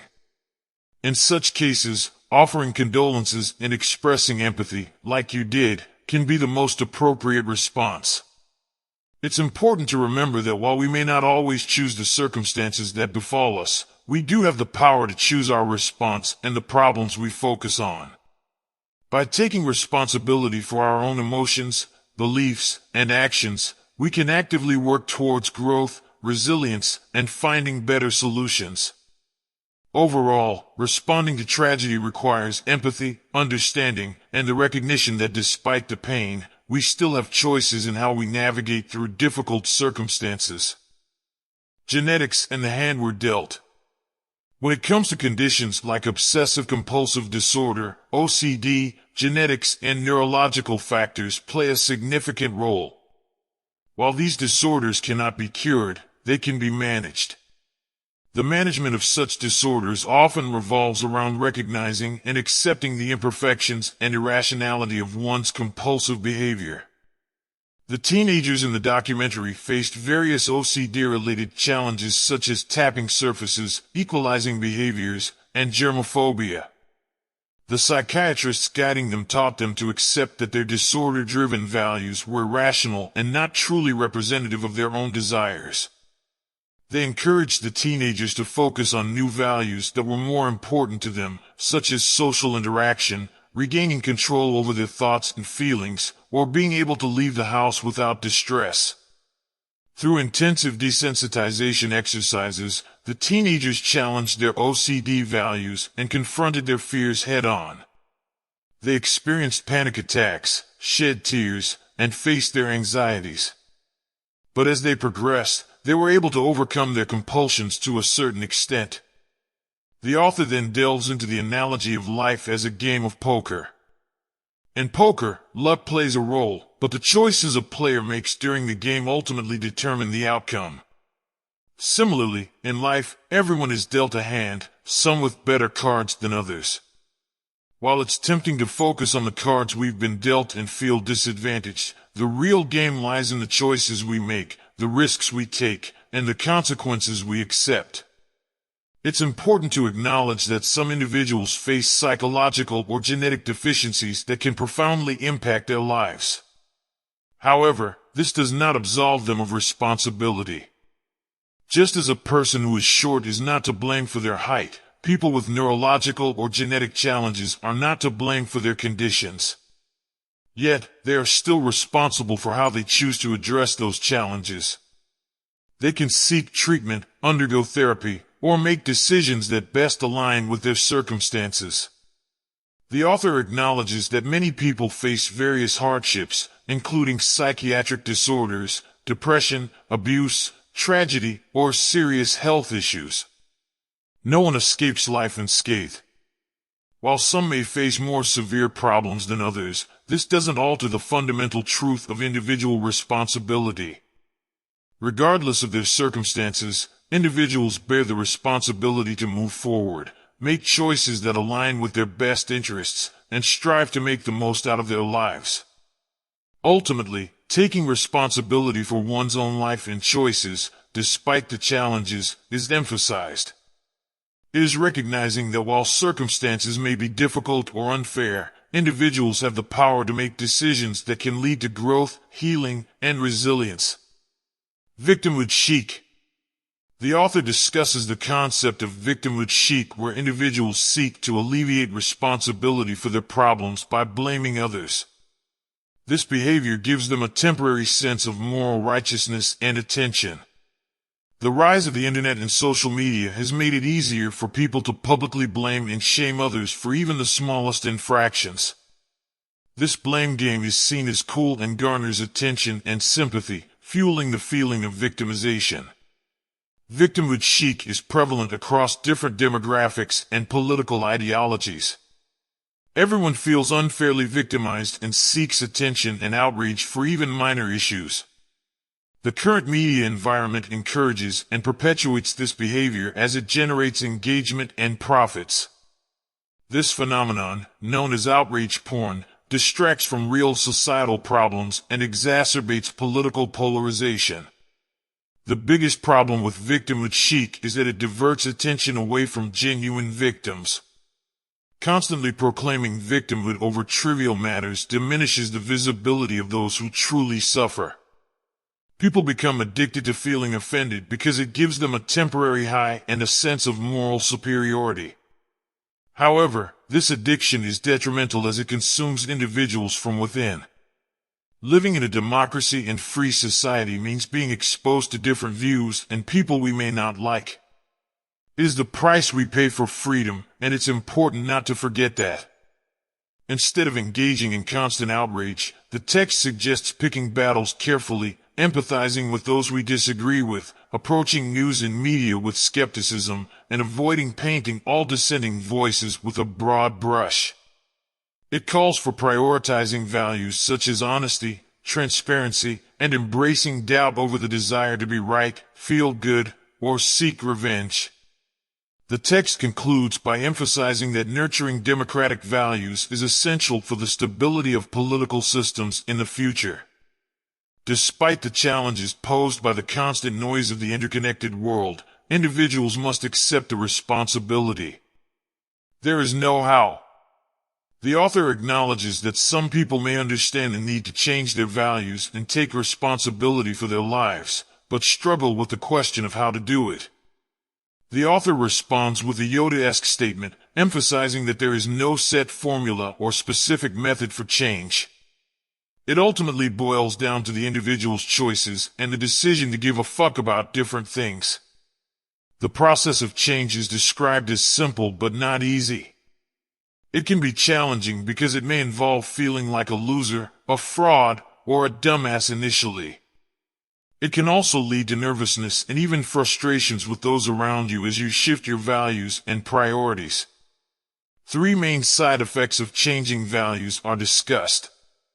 Firstly, uncertainty arises as you question whether giving up a particular value is the right thing to do. This uncertainty is normal and part of the process. Secondly, feeling like a failure is common because you have measured your self-worth based on your old values, and changing them can make you feel inadequate or fraudulent. Lastly, you may experience rejections from relationships built around your previous values, as your shift in priorities ripples throughout your interactions.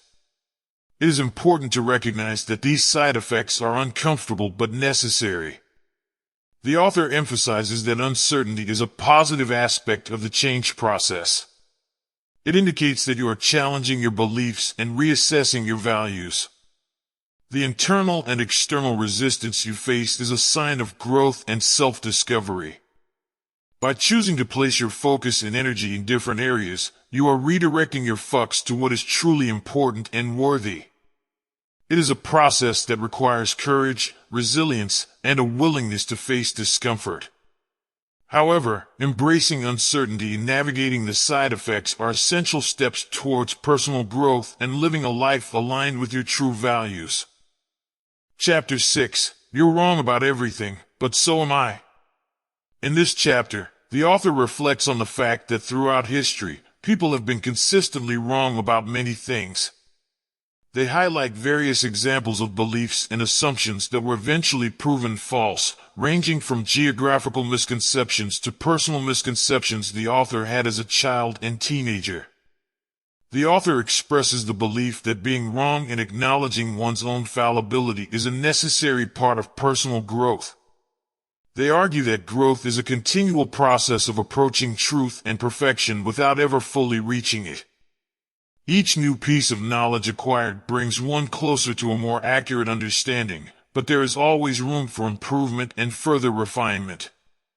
The author compares personal growth to a scientific process, where values serve as hypotheses and actions serve as experiments. The resulting emotions and thought patterns become the data that can guide further growth and development. Rather than seeking an ultimate right answer or clinging to certainties, the author suggests embracing doubt and questioning one's own beliefs and assumptions. They argue that certainty stifles growth and that accepting the imperfections of our values is essential for progress. The author emphasizes that being wrong opens us up to the possibilities of change, growth, and new experiences. It encourages readers to challenge their beliefs and not be afraid to care about things, even if it means being vulnerable to rejection or failure. The author suggests that our perceptions of positive and negative experiences can be misleading, as difficult moments can lead to growth and gratifying experiences can be distracting. Furthermore, the author speculates that future generations will likely view our certainties and beliefs with amusement and that they, too, will be wrong in their own ways. The pursuit of growth involves constantly reevaluating and challenging our own assumptions and understanding, always striving to be a little less wrong every day. By acknowledging our fallibility and embracing the ongoing process of growth and self-reflection, we open ourselves up to new possibilities and a deeper understanding of ourselves and the world around us. Architects of our own beliefs. The author presents an experiment where individuals are placed in a room with buttons and a light that supposedly rewards points. The participants quickly develop their own theories and patterns to earn points, despite the fact that the points are actually randomly given. This experiment illustrates how easily the human mind can generate and believe in false beliefs. The author argues that our brains are wired to create meaning and associations based on our experiences. We form connections between cause and effect, such as pressing a button and seeing a light, which leads to the assumption that the button caused the light. These associations form the basis of meaning in our lives. However, the author highlights two problems with our brain's meaning-making process. First, our brains are prone to imperfections, leading to mistakes, misinterpretations, and forgetfulness.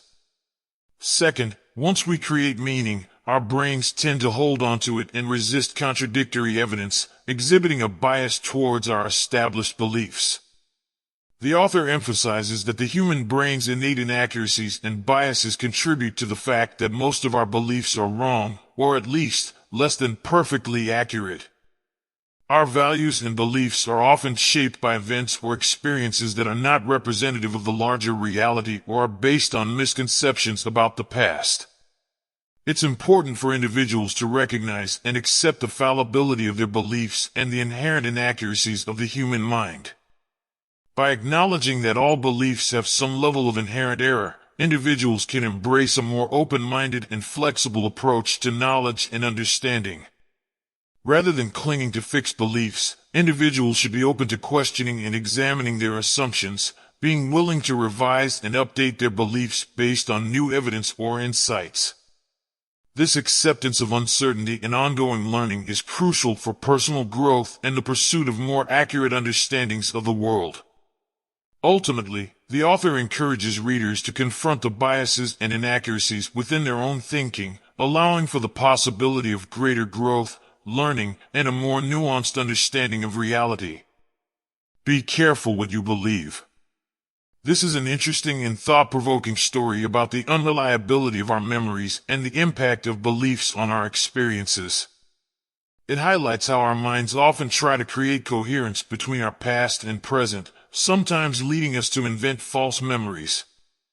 In the case of Meredith, her strained relationship with her father, combined with her research into child abuse and her codependent relationship with an incest survivor, created a fertile ground for the invention of a memory of sexual abuse that never actually happened. This phenomenon was not unique to Meredith, as many individuals in the 1980s and early 1990s wrongly accused others of sexual violence based on similar circumstances. The author also sheds light on the biased nature of our brains. Our brains are constantly trying to make sense of our current situations based on our existing beliefs and experiences. This bias can influence how we interpret and remember events, leading to a distortion of our memories. Additionally, our memories themselves are inherently flawed and often unreliable. Eyewitness testimony, for example, is not always considered conclusive evidence in court cases due to the potential for memory inaccuracies. The consequences of false memories and misguided beliefs can be far-reaching. Innocent people have been wrongly accused and even imprisoned based on invented memories. The widespread occurrence of false memory syndrome during that era prompted changes in courtroom procedures and led to the decline of repressed memory therapy. It serves as a reminder that our beliefs can be malleable and our memories should not be taken at face value. In light of these insights, the author suggests that rather than blindly trusting ourselves, we should embrace self-skepticism and continually challenge our own beliefs and assumptions. By acknowledging the fallibility of our memories and the biases of our minds, we can strive for progress and a more accurate understanding of ourselves and the world around us. This approach may seem intimidating, but in reality, it can be empowering and liberating. So, perhaps it's important to approach our beliefs with a healthy dose of skepticism and to be open to reevaluating them as new information arises. By doing so, we can navigate through life with a greater awareness of our own limitations and strive for a more truthful and objective understanding of ourselves and others. The Dangers of Pure Certainty. The Dangers of Pure Certainty is an essay that explores the consequences of unwavering certainty and the importance of embracing uncertainty. The author shares a personal experience with an individual named Erin, who firmly believes in her ability to cure death and insists on involving the author in her mission. Despite her persistence and adherence to self-improvement principles, Erin's values and beliefs are considered irrational and unhealthy. The essay delves into the concept of evil, as studied by psychologist Roy Baumeister. Baumeister found that individuals who commit harmful acts often feel a sense of righteousness and unwavering certainty in their beliefs. This certainty enables them to justify hurting and disrespecting others. The author emphasizes that evil individuals rarely consider themselves evil but instead view others as evil. The Milgram experiments, conducted by psychologist Stanley Milgram, are also mentioned. These experiments revealed that individuals willingly and unquestioningly punished others when instructed to, deriving a sense of moral righteousness from their actions. The pursuit of certainty, as depicted in the experiments, can perpetuate insecurity and lead to negative consequences. The essay argues that certainty is unattainable and that striving for it can foster more insecurity. It suggests that insecurity drives behaviors such as snooping on a partner's messages or seeking validation from others. The author asserts that embracing uncertainty and acknowledging what one doesn't know can alleviate judgments and biases, both towards oneself and others. Uncertainty is portrayed as a catalyst for progress and personal growth. By acknowledging ignorance and being open to learning, individuals can challenge their existing values and beliefs. The essay suggests that admitting the flaws and limitations of one's values is necessary for change and improvement. It concludes that genuine change and growth require embracing uncertainty and being willing to challenge and revise one's perspectives. So, in summary, the essay warns against the dangers of pure certainty and emphasizes the importance of embracing uncertainty as a catalyst for personal growth, empathy, and progress in both individuals and society. Manson's Law of Avoidance. Manson's Law of Avoidance is a concept that states the more something threatens your identity, the more likely you are to avoid it. It stems from the observation that people tend to resist engaging in activities or situations that challenge their self-perception, beliefs, or values, even if these activities or situations could potentially lead to positive outcomes or personal growth. The concept draws parallels to other well-known laws such as Parkinson's Law, which suggests that work expands to fill the available time, and Murphy's Law, which states that anything that can go wrong will go wrong. Manson's law of avoidance adds another dimension to our understanding of human behavior by emphasizing the role of identity and self-perception in influencing our choices and actions. Our identity is a crucial aspect of how we perceive ourselves and our place in the world. It encompasses our beliefs, values, behaviors, and the roles we play in different domains of life. Anything that threatens or challenges this identity can evoke a sense of discomfort or fear. Change, even if it holds the potential for improvement, can disrupt the stability and familiarity we find comfort in. Manson's law applies to both positive and negative aspects of life. For example, achieving great financial success or becoming famous may threaten one's identity just as much as experiencing failure or loss. People often fear success because it challenges their existing self-image, just like they fear failure because it contradicts their beliefs about themselves. This principle manifests in various aspects of life. For instance, someone may avoid pursuing their dream of writing a screenplay because it conflicts with their identity as a practical insurance adjuster. Similarly, a person might avoid discussing their desire for more adventure with their partner because it challenges their identity as a moral and good person.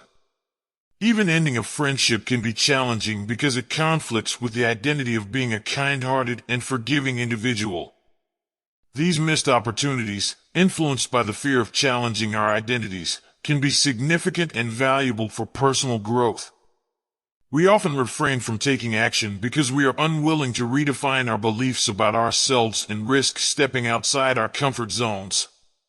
We become prisoners of our own identities, limiting our potential and restricting the possibilities for self-discovery and fulfillment. Striving to know yourself or find yourself can be a double-edged sword. While self-awareness is undoubtedly essential, it can also rigidify our identities and create self-imposed expectations. By identifying ourselves too strongly with a particular role or set of beliefs, we close ourselves off to new experiences and hinder our ability to adapt and embrace change. To overcome avoidance and anxiety driven by our self-perception, we must be open to challenging and reevaluating our beliefs about ourselves. This requires humility in our judgments and a willingness to accept and embrace the differences in others. Instead of striving to find ourselves and fixating on a fixed identity, we should focus on continuous self-discovery, personal growth, and remaining open to new possibilities. In conclusion, Manson's law of avoidance highlights the powerful influence of identity and self-perception on human behavior. By understanding and acknowledging the fear and resistance that arise from threats to our identity, we can cultivate a mindset that encourages personal growth, adaptability, and acceptance. Embracing uncertainty and remaining open to change allows us to strive, discover. Kill yourself. The author discusses the concept of letting go of one's identity and the benefits it can bring. He points out that Buddhism views self-concept as a construct of the mind and encourages individuals to separate themselves from the idea of their own existence. By freeing associations with arbitrary self-definitions, individuals can free themselves to engage in real-life experiences, growth, and real actions. The author points out here some examples in which acknowledgement of certain truths or limitations can lead to freedom. For example, when someone admits to themselves that they may not be superior in relationships, they are free to end a bad marriage without feeling the need to prove something to themselves. Likewise, when a student becomes aware of his fears rather than rebelling, he can pursue his academic ambitions without feeling threatened by potential failure. The idea offered here is that there is little that is truly unique or exceptional about one's problems. She suggests that narcissism arises from irrational fears, whereby individuals believe their problems deserve special treatment or possess unique mathematical patterns that defy the laws of the physical world. The author advises us to avoid striving for exclusivity or exception. Instead, redefine personal norms using broad, mundane norms. Measure yourself against identities grounded in real-life contexts, such as being a student, partner, friend, or creative individual. By adopting broader identities, perceived threats to one's self-image are diminished. Furthermore, the author suggests abandoning grand ideas about oneself, such as being uniquely intelligent, remarkably gifted, irresistibly attractive, or a victim of unimaginable hardships. He advises giving up a sense of entitlement and the belief that the world owes a person something. It also means letting go of the emotional highs you've been holding onto for years. Like a recovering addict giving up a needle, giving up these things may lead to a withdrawal phase, but in the end, people will come out much better. How to be a little less certain of yourself. Being a little less certain of yourself can be challenging, but it's a skill that can be developed. Here are some questions to help foster uncertainty in your life. Question number 1. What if I'm wrong? We often struggle to observe our own emotions and motivations objectively. Sometimes, we may be unaware of our own jealousy, anger, or insecurities. The key is to consistently question ourselves and challenge our assumptions. Asking questions like, am I jealous? Why? Or am I angry? Is she right, and I'm just protecting my ego? Can lead to insights and greater self-awareness. Developing the habit of self-examination can generate humility and compassion, enabling us to resolve conflicts and grow. However, it's important to remember that questioning yourself doesn't automatically mean you're wrong. If you're in an abusive relationship, for example, and you question whether you deserve mistreatment, sometimes you are indeed right in recognizing the mistreatment. The goal is not to self-blame, but to open yourself to the possibility of being wrong and seeking positive change in your life. Question number 2. What would it mean if I were wrong? Many people can ask themselves if they're wrong, but few can go further and consider the implications of their potential wrongness. This step requires intellectual maturity and the ability to entertain conflicting thoughts without immediately accepting them. Evaluating different values and perspectives without automatically adopting them is crucial for personal growth. It can be uncomfortable to confront our own insecurities and flawed values, but it is necessary to uncover the core problems driving our behavior. For example, in the case of my friend's brother, asking what would it mean if I were wrong about my sister's wedding might reveal that his behavior stems from selfishness, insecurities, or misguided assumptions about his role in her life. Acknowledging our entitlement and flaws is challenging but essential for personal growth. Question number 3. Would being wrong create a better or worse problem for myself and others? This question serves as a litmus test to evaluate the strength of our values and the impact of our actions. By comparing the potential outcomes of different problems, we can assess whether our choices are driven by healthy values or our own neurotic tendencies. For instance, my friend's brother can consider his options, continuing to cause friction within the family by imposing his opinions or humbly trusting his sister's ability to make her own decisions, even if he disagrees. Option A may seem easier, requiring no self-reflection or acceptance of differing perspectives, but it ultimately leads to misery and strained relationships.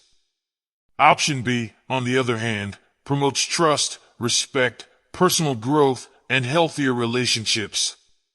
Choosing option B can be challenging and painful, which is why many people opt for the easier path.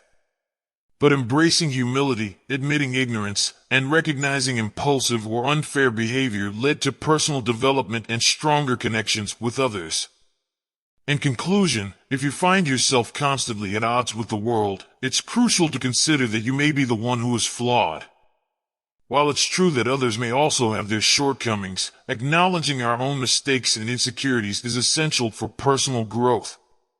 Remember, uncertainty can be a catalyst for positive change and deeper self-awareness.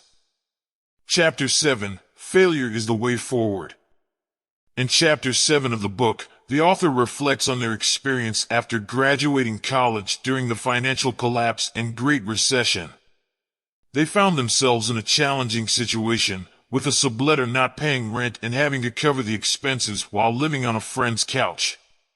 Despite these hardships, the author considers themselves fortunate because they started out as a failure. They had hit rock bottom, and in a way, it was liberating because things could only improve from there. The author explains that this experience of failure at an early stage in their adult life actually benefited them. It diminished the fear of failure that many people face when considering new ventures or career changes. They had already experienced the worst, so starting a blog or an internet business didn't seem as daunting. Even if every project they attempted failed, they would only be back where they started. This perspective provided them with the courage to take risks and try new things. The concept of failure itself is subjective and depends on one's metrics of success. The author points out that if their metric had been to become an anarcho-communist revolutionary, then their lack of financial success during that period could have been seen as a success. However, if their metric had been to find a stable job that could pay the bills after graduation, they would have considered themselves a failure. The author also shares a bit about their upbringing in a wealthy family, where money was more of a tool to avoid problems than to solve them. This influenced their perspective on money and self-worth. They realized that making money alone was not a meaningful measure of success or happiness. Instead, they valued freedom and autonomy. The idea of being an entrepreneur appealed to them because they could be their own boss and work on their own terms. The flexibility that working on the internet offered was also appealing. They posed themselves a simple question: would they rather make decent money but be stuck in a job they hated, or be broke for a while but have the opportunity to pursue their own projects as an internet entrepreneur? For them, the answer was clear: they preferred the latter. They further questioned whether, if they tried their entrepreneurial ventures and failed, it would really be a significant loss. The conclusion was that even if they failed, they would still gain valuable experience and skills. They viewed not pursuing their own projects as the true failure, rather than a lack of money or a conventional job. In essence, the author's experiences of initial failure and their reconsideration of the metrics of success allowed them to embrace risk, prioritize personal values and autonomy, and redefine failure as not pursuing their true passions and ambitions. The failure/success paradox. In this section, the author introduces the failure/success paradox, using an anecdote about Pablo Picasso to illustrate the concept. The story depicts Picasso drawing on a napkin in a cafe, and a woman expressing interest in purchasing the napkin as a work of art. When she questions the high price Picasso demands, he explains that it took him over 60 years of practice and learning to create that piece. The author then delves into the idea that improvement and success in any endeavor are built upon countless failures. They argue that someone who excels in a particular area has likely experienced more failures and setbacks than someone who is less skilled. Failure is seen as an essential part of the learning process, providing valuable lessons and insight. The author suggests that the fear of failure is something that develops later in life, influenced by factors such as the education system, critical parenting, and the glorification of instant success in the media. As a result, many individuals become afraid to take risks and venture beyond their comfort zone. This fear limits personal growth and stifles potential success. The author emphasizes the importance of choosing meaningful values and metrics for success. They highlight the difference between shitty values, which are externally focused and reliant on the judgment of others, and better values, which are process-oriented and based on personal growth and fulfillment. Shitty values, such as seeking validation from others, can lead to anxiety and a sense of emptiness once achieved. On the other hand, better values, such as personal development or honest expression, provide ongoing opportunities for growth and fulfillment. The author criticizes conventional goals, which are often materialistic and finite, as limited sources of happiness. They argue that achieving such goals may not lead to long-term satisfaction or personal fulfillment because they do not encompass the continuous process of growth and improvement. Picasso's success, according to the author, was rooted in his unwavering dedication to his value of honest expression.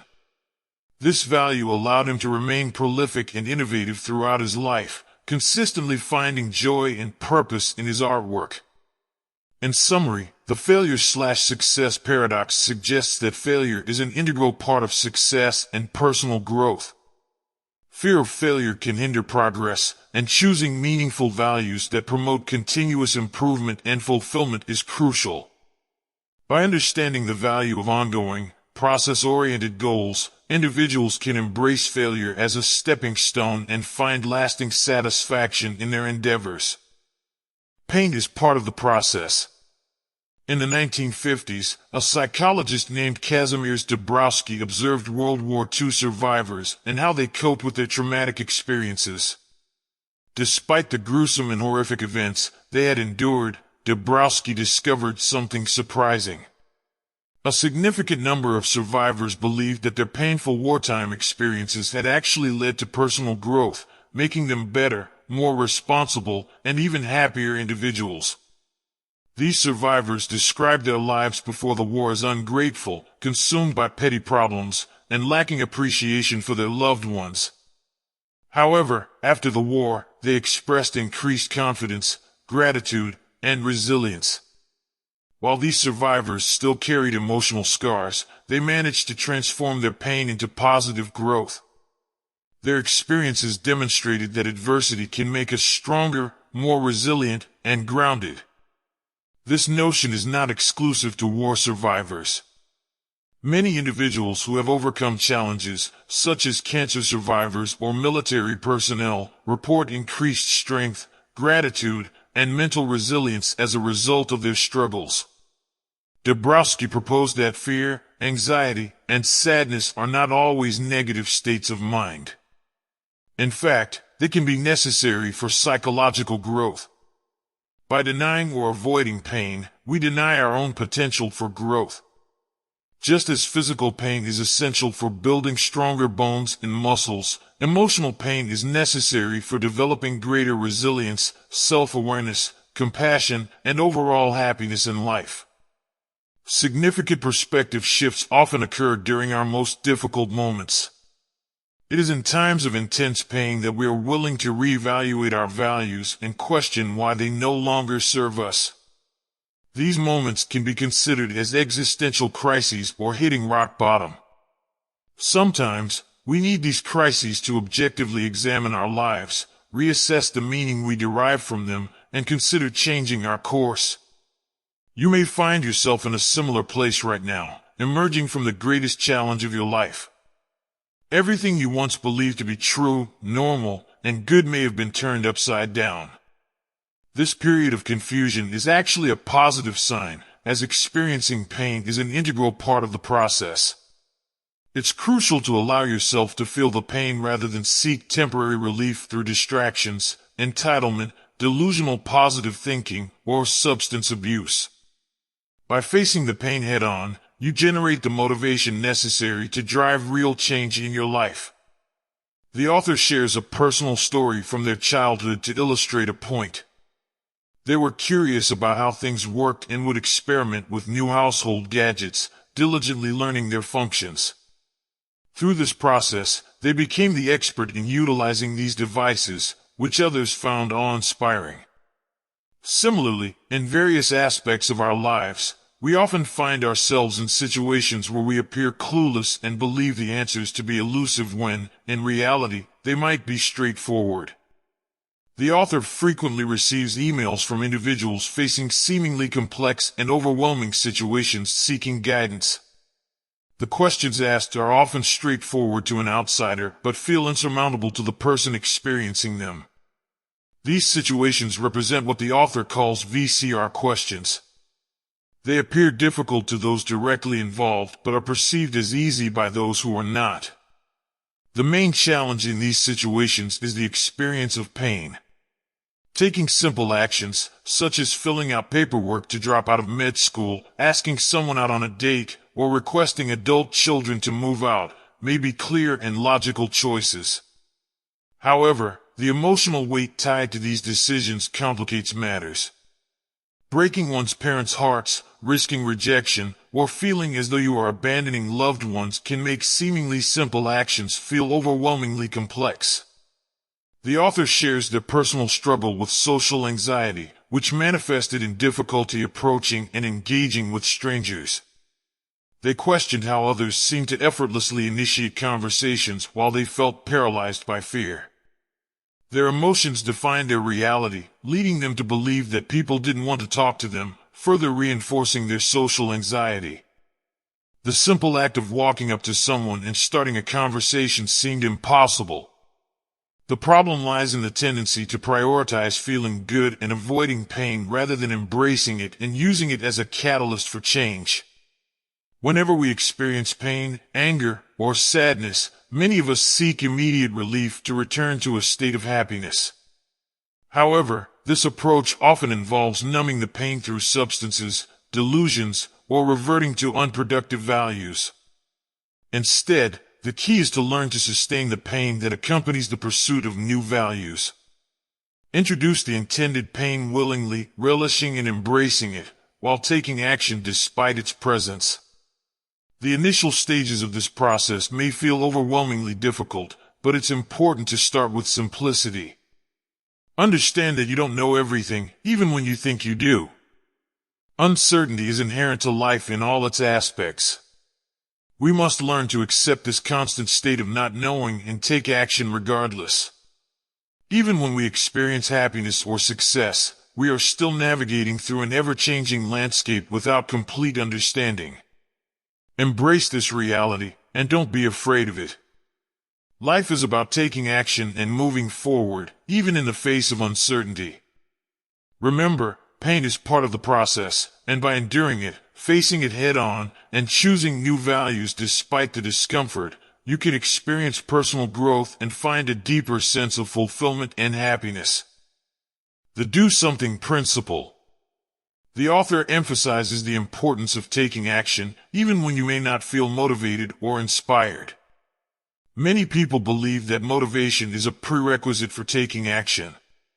They think that if they lack motivation, they're doomed and can't accomplish their goals. However, the do something principle suggests that action can actually generate motivation and inspiration. The principle stems from the idea that action creates a chain reaction. When you take action, even if it's a small step, it triggers emotional reactions and inspirations. These emotional reactions and inspirations then motivate further action, creating an endless loop. So instead of waiting for motivation to strike, you can kickstart the cycle by simply doing something. For example, let's say you're facing a big task or change in your life, and you feel unmotivated to start.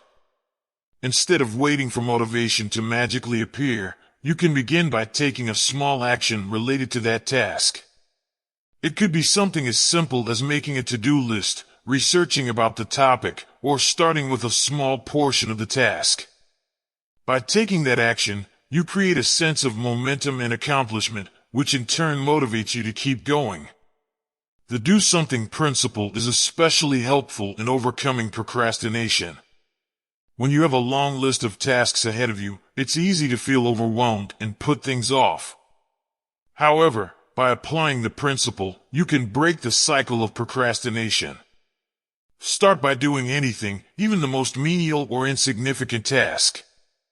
Taking that first step will make the rest of the tasks seem more manageable and less daunting. Before you know it, you'll find yourself engaged and energized in the project or task at hand. It's important to note that the do something principle also allows for failure. When you shift the focus from achieving a result to simply acting, failure becomes less significant. Every action you take, regardless of the outcome, is seen as progress and a stepping stone towards your goals. This mindset frees you from the fear of failure and encourages continual growth and progress. Additionally, the do something principle can be applied to personal growth and adopting new values. If you find yourself in a situation where everything feels meaningless or you're unsure of your next steps, taking action becomes crucial. Start by doing something that aligns with the values or changes you want to make. It could be a small gesture of kindness towards others, challenging your own behavior or beliefs, or exploring new possibilities. By taking that first step, you create the opportunity for inspiration and motivation to emerge. In summary, the do something principle emphasizes the power of action in generating motivation and inspiration. Instead of waiting for motivation to strike, take small steps towards your goals or desired changes. By doing something, even the smallest viable action, you create momentum, overcome procrastination, and open yourself to growth and new opportunities. Remember, action is within reach, and even failure can propel you forward when you embrace the do something mindset. Chapter 8. The importance of saying no. In this chapter, the author explores the importance of saying no and the author's personal journey towards understanding the value of commitment and honest communication. The chapter begins with the author's decision to become a digital nomad, selling his possessions and traveling to different countries in search of adventure and new experiences. While this lifestyle initially seemed exciting and fulfilling, the author eventually realizes that he was driven by unhealthy values and a fear of commitment. The author admits to having commitment issues stemming from traumatic experiences in his teenage years. In an attempt to compensate for these feelings of inadequacy, he pursued a life of constant excitement and variety. He believed that by experiencing everything equally, he would find meaning and avoid committing to any one person, place, or culture. However, as the author continued his nomadic lifestyle, he started to question the lasting significance of his experiences. He realized that while many of his adventures were thrilling, they lacked depth and meaning. In contrast, his friends back home were settling into relationships, building careers, and finding fulfillment in their commitments. During a trip to Russia, the author encounters a culture characterized by blunt and honest communication. He initially finds this directness uncomfortable, as it contrasts with the polite and fake nice communication prevalent in Western cultures. However, over time, he appreciates the value of unadulterated expression and honest communication without ulterior motives. The author's experiences in Russia prompt him to reevaluate the communication patterns and cultural values he grew up with. He discusses with his Russian teacher the theory that in a society with limited economic opportunity, trust becomes a valuable currency. People must be honest and direct in order to build trust and determine who can be relied upon. In contrast, the abundance of economic opportunity in the West has led to a focus on presenting oneself in a certain way, even if it is false, in order to gain advantage. Trust has lost its value, and appearances and superficial relationships have become more important. The chapter concludes by highlighting the downside of the Western culture's emphasis on likability and superficiality. The pressure to be likable often leads to deception and a lack of genuine trust in relationships. Rejection makes your life better. Author explores the concept of rejection and its role in creating a meaningful and fulfilling life. The chapter challenges the idea that we should always be accepting and affirmative, emphasizing the importance of rejecting certain things in order to have values and purpose. The author argues that avoiding rejection may provide short-term pleasure, but it leaves us rudderless and directionless in the long run. True appreciation and meaning in life come from investing deeply in something, whether it's a relationship, a craft, or a career. This level of commitment can only be achieved by rejecting alternative options. Choosing a value or priority in life inherently involves rejecting other possibilities. For example, if one chooses to prioritize their marriage, they are likely rejecting lifestyles or behaviors that could jeopardize that commitment. These rejections are healthy and necessary for maintaining our values and defining our identity. The author emphasizes that in order to value something, we must reject what is not that something. Rejection is an integral part of upholding our values and maintaining our identity. Without rejecting anything, our lives lack direction and meaning. The desire to avoid rejection at all costs is seen as a form of entitlement. People who refuse to reject anything often lead valueless lives driven by immediate pleasures and self-absorption. They avoid confrontation and conflict, trying to make everything harmonize and cohere. However, this avoidance of rejection ultimately leads to a shallow and unfulfilled existence. The chapter highlights the importance of rejection as a life skill. It argues that nobody wants to remain stuck in unfulfilling relationships or careers, and nobody wants to withhold their true thoughts and feelings. Embracing rejection and being comfortable with saying and hearing the word no actually improves our relationships and emotional well-being. In summary, Chapter 8 emphasizes that rejection is an essential aspect of creating a meaningful and purposeful life. It challenges the notion of always accepting and affirming everything, highlighting the value of rejecting certain things in order to uphold our values, define our identity, and lead fulfilling lives. Boundaries. It seems like you're talking about the concept of boundaries in relationships and how they can impact our emotional well-being. Boundaries refer to the limits and guidelines we set for ourselves in terms of what is acceptable or not acceptable in our interactions with others. The story of Romeo and Juliet is often seen as a tragic love story, but you're pointing out that their actions were actually quite irrational and self-destructive.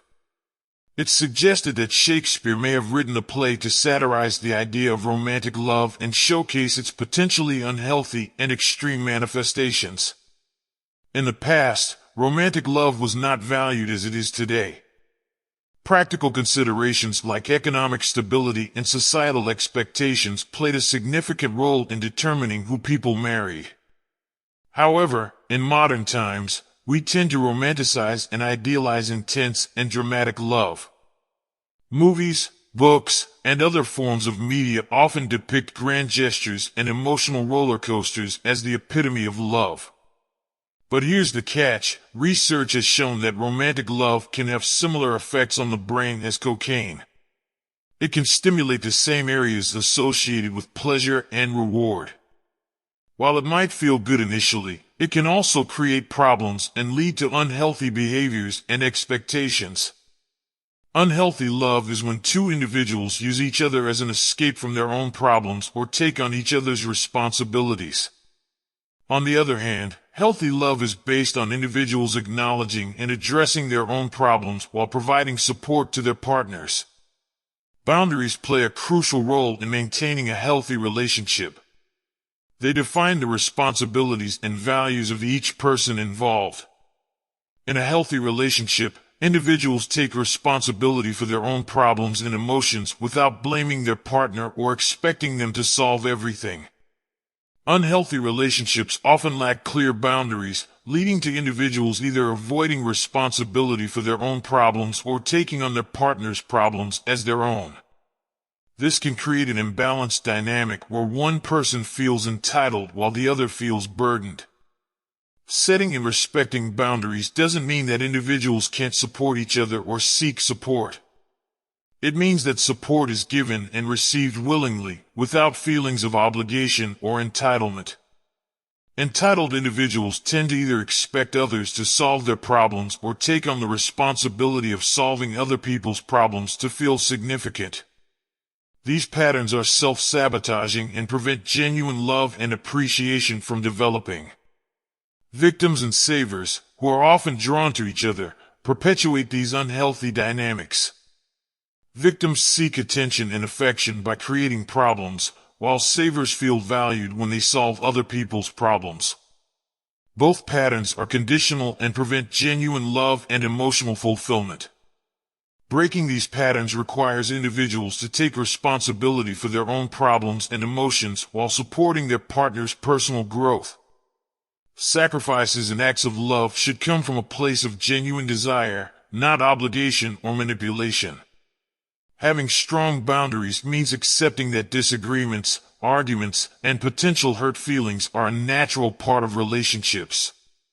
It also means recognizing that it's unrealistic to expect one person to fulfill all our needs completely.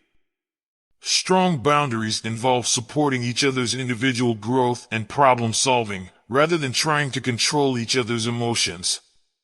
Ultimately, healthy relationships are built on unconditional acceptance and support for each other, even when interests and preferences don't align perfectly. It's about caring for your partner regardless of whether you share the same concerns or passions. That's the essence of unconditional love. Boundaries are crucial for maintaining healthy relationships and promoting emotional well-being. They help individuals take responsibility for their own problems while providing support to their partners. It's important to set clear boundaries and avoid unhealthy patterns of entitlement, blame, and unrealistic expectations. By doing so, we can foster loving, authentic, and fulfilling connections with others. Building trust. Building trust in a relationship is crucial for its success and longevity. It requires open communication, honesty, and a willingness to work through conflicts. Let's break down the process of building trust based on the information provided in the conversation. Honesty and open communication. Trust is established when both partners can express their thoughts and feelings honestly and openly. It's important to create a safe space where both individuals feel comfortable sharing their uncensored thoughts and opinions. By being honest with each other, trust can be built upon a foundation of transparency and authenticity. Acceptance of constructive criticism. Constructive criticism plays a role in building trust. When one partner offers feedback, it should come from a place of love and concern for the other person's well-being. Although it may be uncomfortable to receive criticism, being open to hearing and reflecting on it shows a willingness to grow and improve both individually and as a couple. Conflict resolution. Conflict is a natural part of any relationship, and it can be an opportunity to strengthen trust. Engaging in healthy conflict resolution techniques, such as active listening, compromise, and seeking understanding, can lead to resolution and a deeper understanding of each other's needs and perspectives. Trust is the foundation. Trust is the cornerstone of a healthy relationship. It allows individuals to feel secure, supported, and valued. Without trust, the relationship lacks meaning and authenticity. Both partners must consistently demonstrate trustworthiness through their actions and words. Rebuilding trust. If trust is broken, it is possible to rebuild it, but it takes time, effort, and consistent behavior. The person who broke the trust needs to acknowledge their actions, take responsibility, and demonstrate a genuine desire to change. Words alone are not enough. There must be a track record of improved behavior over time. Rebuilding trust requires patience, understanding, and a commitment to healing the relationship. Self-awareness and reflection. It is essential for both partners to engage in self-reflection and identify their values, motivations, and priorities.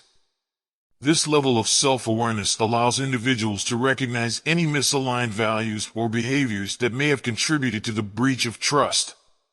Taking the time to understand oneself and one's role in the relationship fosters personal growth and the capacity to make positive changes. Time and effort. Rebuilding trust is a process that requires patience and effort from both partners. It cannot be rushed, as trust takes time to rebuild and strengthen. During this period, it's important for both individuals to be conscious of the challenges they may face and actively work toward rebuilding trust. Fragility of trust. Trust is fragile, similar to a delicate china plate. Each time trust is broken, it becomes more difficult to restore.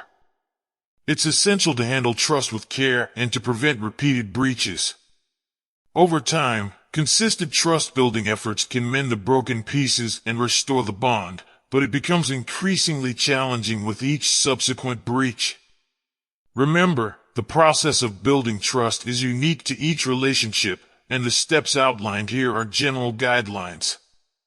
Patience, understanding, and a commitment to personal growth and improvement are key components in the journey to rebuilding.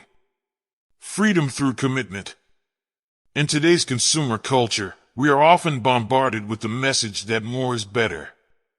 We are conditioned to constantly pursue new experiences, accumulate more possessions, and avoid commitment in order to keep our options open. However, this mindset may lead to dissatisfaction and unhappiness. The paradox of choice suggests that the more options we have, the less satisfied we become with our choices because we are aware of the alternatives we are potentially missing out on. When faced with a limited number of options, we can make a decision and feel confident and satisfied with it. However, when overwhelmed with numerous possibilities, we may spend years doubting and second-guessing ourselves, questioning if we made the right choice and if we are maximizing our own happiness. This desire for certainty and perfection can create anxiety and prevent us from truly experiencing fulfillment. To avoid this anxiety, some people choose to avoid commitment altogether. They prefer to keep their options open for as long as possible. However, while pursuing a wide breadth of experiences may seem appealing, it denies us the opportunity to experience the rewards of depth. There are certain experiences that can only be attained through long-term commitment, living in the same place for years, being in a long-term relationship, or dedicating oneself to a specific skill or craft. Commitment can offer a wealth of opportunities and experiences that would otherwise be unavailable, regardless of where we go or what we do. When we constantly seek new experiences, the impact of each new adventure diminishes over time. The first time we visit a new country, it may inspire a massive perspective shift. But as we accumulate more experiences, the novelty wears off, and each subsequent experience adds less value. The same applies to material possessions, hobbies, jobs, friends, and romantic or sexual partners. Superficial values lose significance as we become more experienced, and the initial excitement gives way to boredom. In my own journey, I have discovered the power of commitment. By rejecting all but the very best people, experiences, and values in my life, I have found increased freedom and satisfaction. I made the decision to focus on writing full-time, and my website has become more successful than I ever imagined. I have committed to one long-term romantic partner and found it more rewarding than previous casual relationships. By choosing a specific geographic location, I have deepened my genuine and healthy friendships. I have realized that true freedom lies in commitment. Commitment eliminates distractions and allows us to focus on what truly matters. It hones our attention and directs it towards what is most efficient at making us healthy and happy. Commitment simplifies decision-making and frees us from the fear of missing out. When we recognize that what we already have is enough, we no longer feel compelled to chase after more. Commitment enables us to concentrate on a select few important goals and increases our chances of achieving success. Rejecting alternatives that do not align with our values liberates us. It frees us from the constant pursuit of breadth without depth and encourages us to focus on what truly matters to us. While exploring various experiences may be necessary during our youth, it is in depth and commitment that we find true fulfillment and achieve our goals. Whether it's in relationships, our careers, or building a meaningful lifestyle, commitment allows us to uncover the hidden treasures of life. In conclusion, embracing commitment offers freedom and liberation. It enables us to let go of the unimportant and frivolous, sharpen our focus on what is essential, and create a pathway to genuine happiness and success. By rejecting the constant pursuit of breadth, we can dig deeper, uncovering the gold that lies buried beneath the surface. Chapter 9. And then you die. Author shares a personal story about the transformative impact of a friend's death. The author recalls a party at a lake where their friend Josh jumps off a cliff into the water and tragically drowns. The author goes through a deep depression and experiences dreams where they have conversations with Josh. These dreams inspire a realization that in the face of death's inevitability, there is no reason to fear or avoid living. As a result, the author makes significant changes in their life, giving up negative habits, pursuing education and personal growth, and finding a new sense of purpose. The author reflects on how death gives meaning to life and emphasizes the importance of acknowledging and accepting its role. Death is a powerful and uncomfortable topic that many tend to avoid. It serves as a reminder of our mortality and evokes deep emotions within us. Yet, it is precisely this recognition of our own impermanence that gives life its profound meaning. Death casts a somber light on the fleeting nature of our existence, making every moment and experience significant. The story is a testament to the resilience of the human spirit and the transformative power of tragedy. It teaches us the importance of facing our fears, embracing life's uncertainties, and valuing the time we have. Though filled with sorrow, your journey demonstrates that even in the darkest periods of our lives, there is the potential for growth, self-discovery, and the pursuit of a meaningful existence. Remember that in the face of life's challenges, you have the strength within you to overcome and thrive. Something beyond ourselves. Ernest Becker, an anthropologist, faced numerous challenges and setbacks throughout his career. His unconventional research comparing Zen Buddhism and psychoanalysis raised eyebrows at a time when these practices were not widely accepted. He was fired from his first job due to clashes with his psychiatrist boss. Becker then moved to Berkeley, where his teaching methods and anti-establishment tendencies led to another dismissal. He found temporary stability at San Francisco State University but was once again fired after supporting student protests against the Vietnam War. Amidst these turbulent times, Becker was diagnosed with colon cancer and given a bleak prognosis. It was during this period that he decided to write a book, which would later become his seminal work, The Denial of Death. Despite his untimely death in 1974, the book went on to win a Pulitzer Prize and had a profound impact on fields such as psychology, anthropology, and philosophy. In The Denial of Death, Becker presents two major points. 1. Humans possess a unique ability to think abstractly and conceptualize, setting us apart from other animals. We can imagine alternative realities, contemplate the past and future, and envision a world without ourselves. This awareness leads to a deep existential anxiety termed death terror, which underlies our thoughts and actions. 2. Becker argues that we have two selves, the physical self, which is mortal, and the conceptual self, which encompasses our identity and how we perceive ourselves. Because we fear the inevitable loss of our physical self, we strive to construct a conceptual self that will live on beyond death. This drive manifests in our pursuit of immortality projects, such as leaving a lasting legacy through buildings, statues, or influencing future generations. Immortality projects, according to Becker, are prevalent throughout human civilization and shape our values and meaning in life. Religion, politics, art, sports, and technological innovation are all influenced by the desire for immortality. Conflicts and acts of violence often arise when different groups clash due to their conflicting immortality projects. When our immortality projects fail or lose meaning, death terror resurfaces, causing us distress and anxiety. Trauma, shame, social ridicule, and mental illness can also trigger this existential anxiety. Becker suggests that the values associated with our immortality projects offer a way to navigate life and distract ourselves from the reality of death. However, he argues that we should confront and come to terms with our mortality instead of relying solely on immortality projects. Embracing the impermanence of our existence allows us to choose our values more freely, without the fear-driven quest for immortality and dogmatic beliefs. On his deathbed, Becker himself grappled with the realization that immortality projects may be the problem rather than the solution.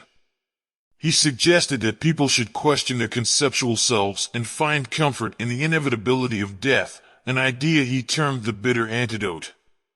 By accepting death as a part of life, we can live more authentically and disentangle ourselves from harmful ideologies.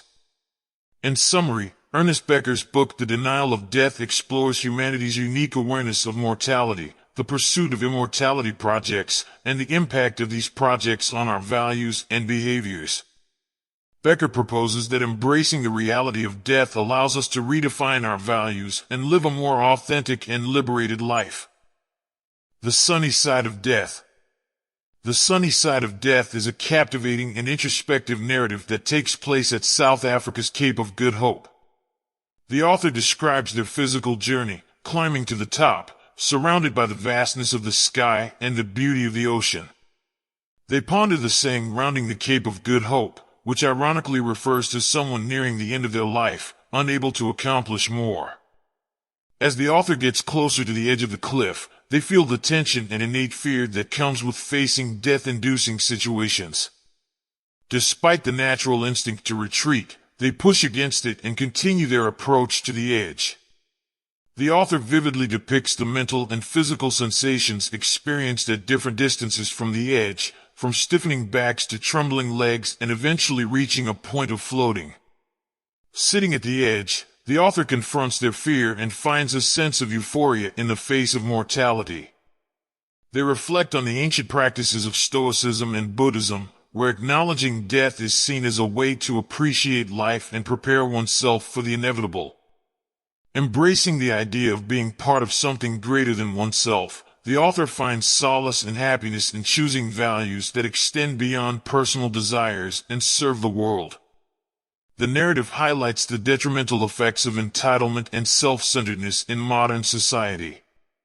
The pursuit of fame, material possessions, and superficial values distracts from the profound question of legacy. Death acts as a compass, reminding individuals to consider the mark they will leave and the positive impact they can have on the world. The author emphasizes that greatness is not defined by external achievements but by the act of choosing one's values in the face of uncertainty and death.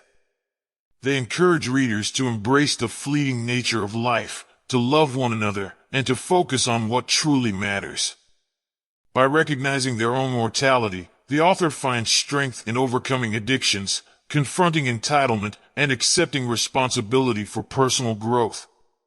The narrative concludes with the author standing on the cliff, feeling lighter and ready to return to reality.